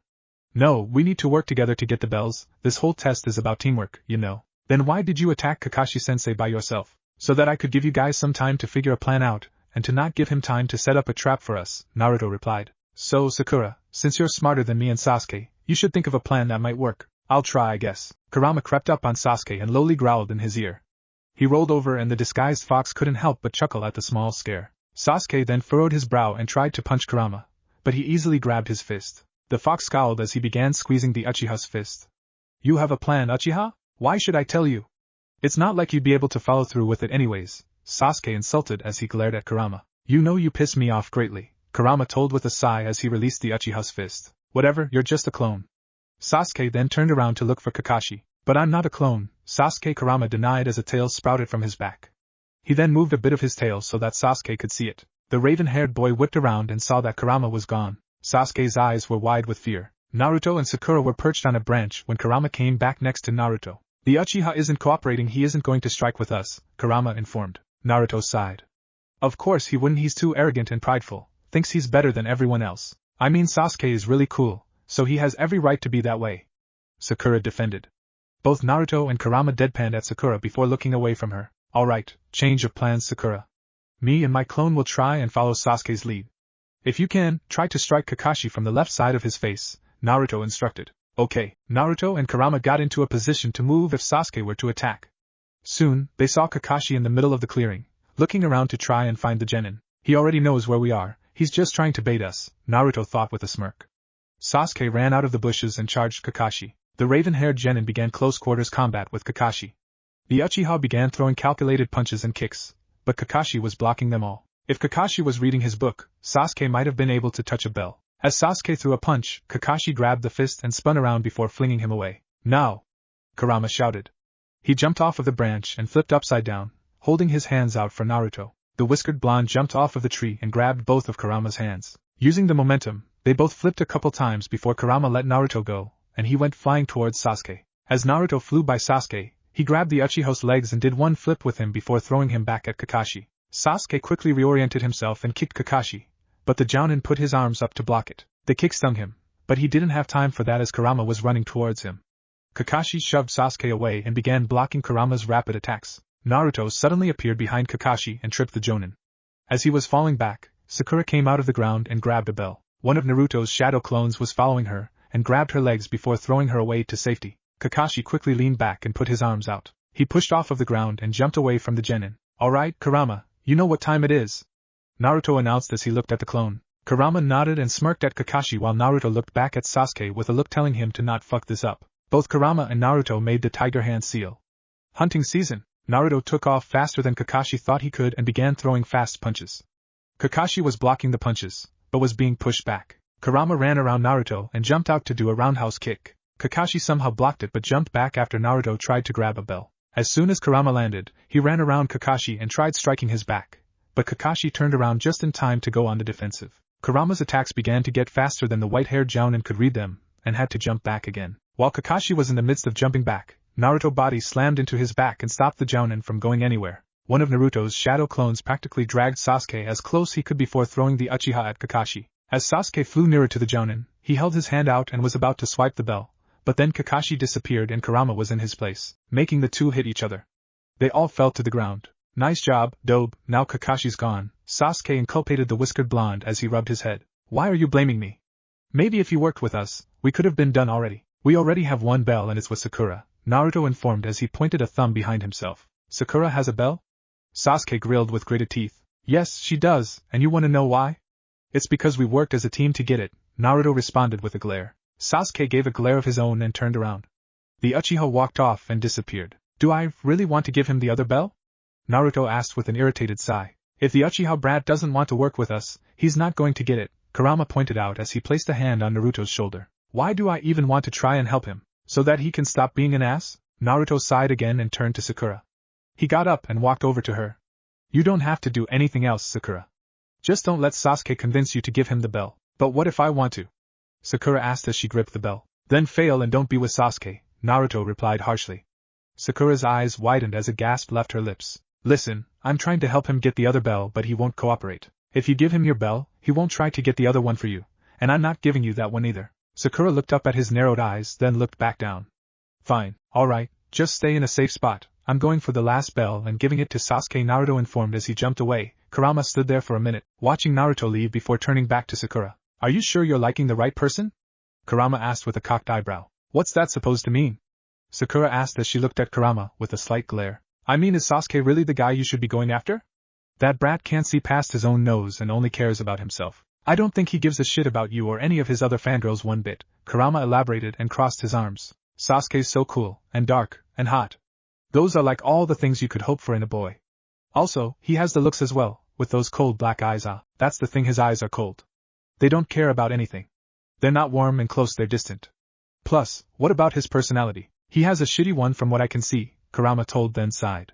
If you keep on chasing after him, you'll only hurt yourself and your heart. Kurama then jumped away and chased after Naruto, leaving Sakura with her thoughts. Naruto located Kakashi near a tree, watching out for any of the genin. Naruto narrowed his eyes at the jounin. They were on a time crunch and couldn't afford to waste any more time. Kurama landed next to Naruto and also spotted Kakashi. We need to wrap this up, kid. You don't have much time left, Kurama reminded as he glanced at his Jinchuriki. I know, Kurama, I should have just taken the 2 bells by myself and given them to Sasuke and Sakura, but that's not the point of this test, Naruto said, sighing in annoyance. You're right. So let's not dwell on it and go after him, but let's first use shadow clones to see what he'll do. Naruto nodded and they both made the clone sign. Shadow clone technique. A clone of Kurama and Naruto appeared next to the two and jumped off of the branch to attack Kakashi. The clones ran over to Kakashi and stopped at the tree he was hiding behind. Kakashi walked out from behind the tree. I didn't expect you to be so strong, Naruto. You even made me go on the defensive. That's impressive, Kakashi praised as he slowly clapped his hands. I told you I'd make you take me seriously, but now, I have to get that bell, Naruto declared as he glared at his sensei. Come at me, then, Kakashi challenged as he got into an offensive stance. As Sakura was staring at the bell, she noticed someone was coming near her. Fearing it was Kakashi, she hid in some bushes and waited to see who it was. Sasuke came into view and she gasped as an open smile graced her face. She ran out of the bushes and up to the Uchiha. Sasuke! Have you seen Kakashi near here? Sakura asked as she looked around. No, but Sakura, give me the bell, Sasuke said and held his hand out. Sakura was about to, but then Naruto's words came into mind. If you give him your bell, he won't try to get the other one for you, and I'm not giving you that one either. She looked at his hand and sadly frowned, but shook her head. No. He just doesn't want Sasuke to pass, and what does he know about how Sasuke will act? She thought as she smiled and gave Sasuke her bell. Sasuke closed his hand and nodded. I'll try and get the other bell for you so that the dobe doesn't get it for himself. Sakura nodded and the raven-haired boy jumped off. She knew he'd keep his word and bring her back a bell. Naruto was lying after all. Cha! That loser's definitely going to get it after this is over. Inner Sakura declared. The original Naruto and Kurama were still perched on the branch before Kurama perked up. Kit, I found another chakra source, Kurama notified the blonde. Where? To our left somewhere. It's running away from us, Kurama responded. Let's check it out. Who knows, it might be Kakashi and this is a shadow clone. Kurama nodded and they both jumped to go find the chakra source, leaving the clones with Kakashi. Naruto and Kurama's clone looked at each other before sighing. They already knew what happened. A change of plans then? Kurama's clone asked in thought. Sadly yes. Kurama nodded and rushed at Kakashi. He began wildly throwing punches and kicks to make sure Kakashi couldn't do anything. Naruto made the clone seal and created 50 shadow clones that surrounded Kurama and Kakashi. Kurama also made the clone seal with a smirk and 50 of him appeared as well. Kakashi looked at the 100 mixed clones in surprise. Well shit, charge. A Naruto clone commanded and all of the clones yelled out a battle cry. They all charged at Kakashi before he could do anything. The Jounin was able to take out a couple, but with the smoke popping up after one disappeared made it more difficult. As the clones kept dispatching whenever they got close to Kakashi, a Naruto clone was able to swipe the bell from the Jounin without him noticing and ran away. Hopefully the clones could keep him distracted without him realizing. The original Naruto and Kurama caught up to the source and saw it was Kakashi, out in the open with a glistening lake behind him. The two stopped as they got to the opening and stared down the Jounin that was reading his book. I was hoping to at least read a couple pages before you guys caught up, but it seems like I wasn't able to, Kakashi said as he put his book away and got ready. Kurama smirked at Naruto, and he smirked back. The blonde jumped back into the trees while Kurama rushed Kakashi. Kakashi was able to prepare this time around and with quick succession, made a bunch of different hand seals. Water release, great waterfall technique. The water behind Kakashi shot up in the air, making Kurama stop in his tracks. He looked up to see most of the water from the lake rising high in the sky. Naruto's eyes widened as he watched this happen, and so did Kurama's. The water then came down towards Kurama, but he smirked. Well played, Kakashi. Naruto noticed something coming and he looked to see his clone running towards him. As the clone ran by Naruto, it made another clone and continued to run towards Kurama. Once the clone made it to Kurama, it gave him the bell before making the tiger hand seal. The clone was then replaced with Kakashi and Kurama swiped the bell from his side, replacing it with the fake one. Kakashi couldn't react in time as Kurama kicked him out of the way of his technique, and made the same seal the clone did. Kurama was substituted with the clone by Naruto. The disguised fox handed Naruto the real bell as the technique finally crashed down on the clone. The clone was destroyed and Naruto gained its final moments before destruction, shivering at the ghostly feeling of being crushed by water. After the technique was done, it left a giant crater in the ground. Naruto and Kurama walked out from the trees and stood in front of Kakashi. The cycloptic Jounin looked at them. I think it's about noon, and you didn't get the bell, Naruto, Kakashi said as he wiped himself off. Naruto then held up the bell with a foxy grin and made Kakashi's eye widen. Wait, but, Kakashi looked at his side and saw a bell still on his hip. He sighed in relief. Alright Naruto, enough pranks, you didn't get the bell in time, no lunch for you. Naruto and Kurama both smirked. After the three of them dispelled their clones, so did the bell on Kakashi's hip. He looked at the bell in Naruto's hand and saw that it didn't disappear. He quickly looked at his hip and saw that the bell was gone. So it seems like you did get it in time, well, congrats anyway. You're really strong Naruto and Kurama. Naruto gave him a thumbs up. We've been training hard, you know, Kit's right, but if we were sparring or fighting instead of grabbing bells, we wouldn't have held back as much, Kurama added and crossed his arms. Let's go back, we have to see who didn't get a bell, Kakashi said and turned to leave. Naruto and Kurama shared a look, knowing who exactly didn't get a bell and why. Kakashi walked with Naruto and Kurama in tow. After they made it to the 3 posts with the black clock, Kakashi looked at it, and noticed it was a little bit past noon. The 3 of them waited there and sure enough, Sasuke walked up to them with pride written all over his face and Sakura followed, looking at the ground. Naruto, Kurama, and Kakashi saw this. Hey, Naruto said loud enough for Sakura to hear. She picked her head up and glared at the boy who was already glaring at her. She lost hers as she saw how serious and pissed he was. Naruto dug up the bell in his pocket and tossed it to Sakura. She caught it and looked at it in confusion. He walked up to her, hands in his pockets. Once he was standing in front of her, she looked at how menacing his cold, hard blue eyes were. What did I tell you? I told you he wouldn't try and get the other bell for you, Naruto whispered, anger clearly visible in his tone. He turned around and walked towards Kakashi. I forfeit my bell to Sakura, Kakashi-sensei. Kakashi sighed, but nodded. Alright, you'll have to be tied to the post then, while your teammates eat lunch. Naruto nodded and walked over to the middle post. Kakashi then tied him up and grabbed 2 small bento boxes. Kakashi handed out the bento boxes to both Sasuke and Sakura. The pinkette looked at Naruto from the corner of her eye and he didn't look bothered in the slightest, but when he caught her looking, his face would frown. Sasuke watched the clone move the black clock before jumping on the post. He was fearful of that clone. He didn't know what it was, how powerful it actually is, or how Naruto had it, but he was going to find out. Eat lunch now to regain your strength. We'll continue our next test after you've eaten, but Naruto doesn't get any lunch. If any of you try to feed him, that person immediately fails, Kakashi warned as he teleported away. Sasuke took a box and sat away from Naruto. Sakura also grabbed one and sat against the post left of Naruto. They both opened their boxes and began eating. A few minutes passed by, and Naruto was getting slightly hungry. Damn it, I'm getting hungry, Naruto whispered with a quiet sigh. You should have just taken that pink brat spell, that way she'd learn to not blindly trust the Uchiha, Kurama whispered. It's our first test. She wouldn't have learned much from this, Naruto stated as he looked up to see Kurama's face. The disguised fox shrugged and sat down. Sakura ate her food slowly. She kept on thinking back to what Naruto said. What did I tell you?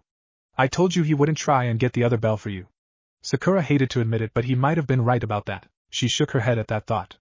No, her Sasuke would never do that. He must have gotten caught in a trap, or maybe he ran into Naruto, trying to impede him from getting the bell for her. Yeah, that sounded right. But Sakura didn't feel like eating anymore for some reason. She stared at the contents in her bento box and looked at Naruto. She sighed as she crawled towards him. The whiskered blonde and the clone both stared at Sakura, making her uncomfortable. And Naruto, you can have some of my lunch, Sakura offered as she held out the box for him. Both of their stares softened at the gesture. Sasuke, on the other hand, just glared at them. If they fail, it's not my problem, Sasuke thought as he returned to eating. Either you're gonna have to feed it to me, Sakura, or you might have to, Kurama, Naruto pointed out with a smirk. Kurama instantly made the reverse clone seal and disappeared in a puff of smoke, making Naruto chuckle. He then turned to Sakura. Well, looks like you're gonna have to feed me. Why, yeah, no problem, Sakura said as she picked up some white rice and held it out to him. Naruto smiled and took a bite. After he was done, Sakura continued feeding him until the rice was gone. Suddenly, a violent gust of wind and a large puff of smoke appeared in front of the three genin, causing them to shield their eyes. Kakashi's face pushed through the smoke. "You!" he shouted as he looked at Sakura and Naruto. Sakura's eyes were wide with fear. She'd completely forgotten about his rule. Sasuke smirked, knowing what was coming next, while Naruto turned his head away to not get any dust in his eyes. "You broke the rules. I hope you're ready for the punishment," Kakashi said as he did some hand seals and dark clouds rolled into view. Lightning could be seen in the clouds as Kakashi stared down at his genin. The ground began shaking too. "Any last words?" Sakura hid behind her hands, waiting for the punishment, while Sasuke kept his smirk. Naruto just stared at Kakashi. "We're all a team, Kakashi-sensei. We're all in this together, you know. That's why Sakura fed me. If I weren't up to par, I would have slowed the team down," Naruto replied as he smirked. Kakashi let go of his hands as he walked closer. "So, just because you're a team that's your excuse? Why yeah. We need everyone to be in good condition if we want to be ninja," Sakura added as she put her arms down. Kakashi closed his eye and it looked like a smile. "You passed." Sasuke's eyes widened in surprise and so did Sakura's. Naruto breathed out his nose as he relaxed against the post. "Huh?" Sakura asked as she slightly tilted her head. Sasuke's surprised face turned into a scowl. "You passed," Kakashi restated. "How'd we pass?" Sakura asked. "You're the first squad that's ever succeeded. The others did exactly as I said, and fell into every trap. Couldn't think for themselves," Kakashi replied as he stood up straight. "A ninja must see through deception. In the ninja world, those who break the rules are scum, that's true, but those who abandon their friends are worse than scum." Naruto smirked as Sakura stood up with a smile. Sasuke lost his scowl and turned away. "The exercise is over. Everyone passes. Team 7's first mission starts tomorrow," Kakashi announced with a thumbs up. "Yes," Sakura said with a grin. "Let's go home."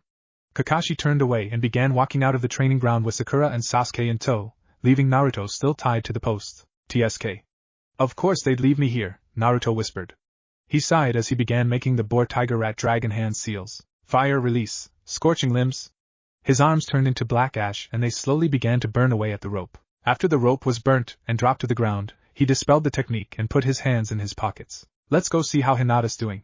Hopefully her training was better than mine," Naruto thought as he walked out of the training ground. Once Naruto made it back into the village, he began searching around for Hinata but couldn't find her anywhere. After 15 minutes of searching and not finding her, he gave up. "She's probably still training with her team, oh well, I'll definitely find her later," Naruto thought with a smile as he put his hands behind his head. He then turned around and stopped as he almost bumped into something. He looked ahead but didn't see anyone and cocked an eyebrow at that. He then looked down and his eyes widened in surprise. In front of him was none other than Hanabi Hyuga, Hinata's younger sister. The glaring Hyuga sibling had long, brown hair and some of the strands were over her eyes. She was wearing a small, dark purple kimono and black sandals. "Oh. Hey, Hanabi, didn't see you there. Sorry, I should be more aware of my surroundings." Naruto apologized with a foxy grin as he clasped his hands together. Hanabi just glared at him before sighing. "It's whatever. Just don't do it again. I promise, believe it," Naruto said with a thumbs up and a smile. "What are you doing here? You're not looking for my sister, are you?" Hanabi quizzed as her brows furrowed. "I was looking for her, but she's probably still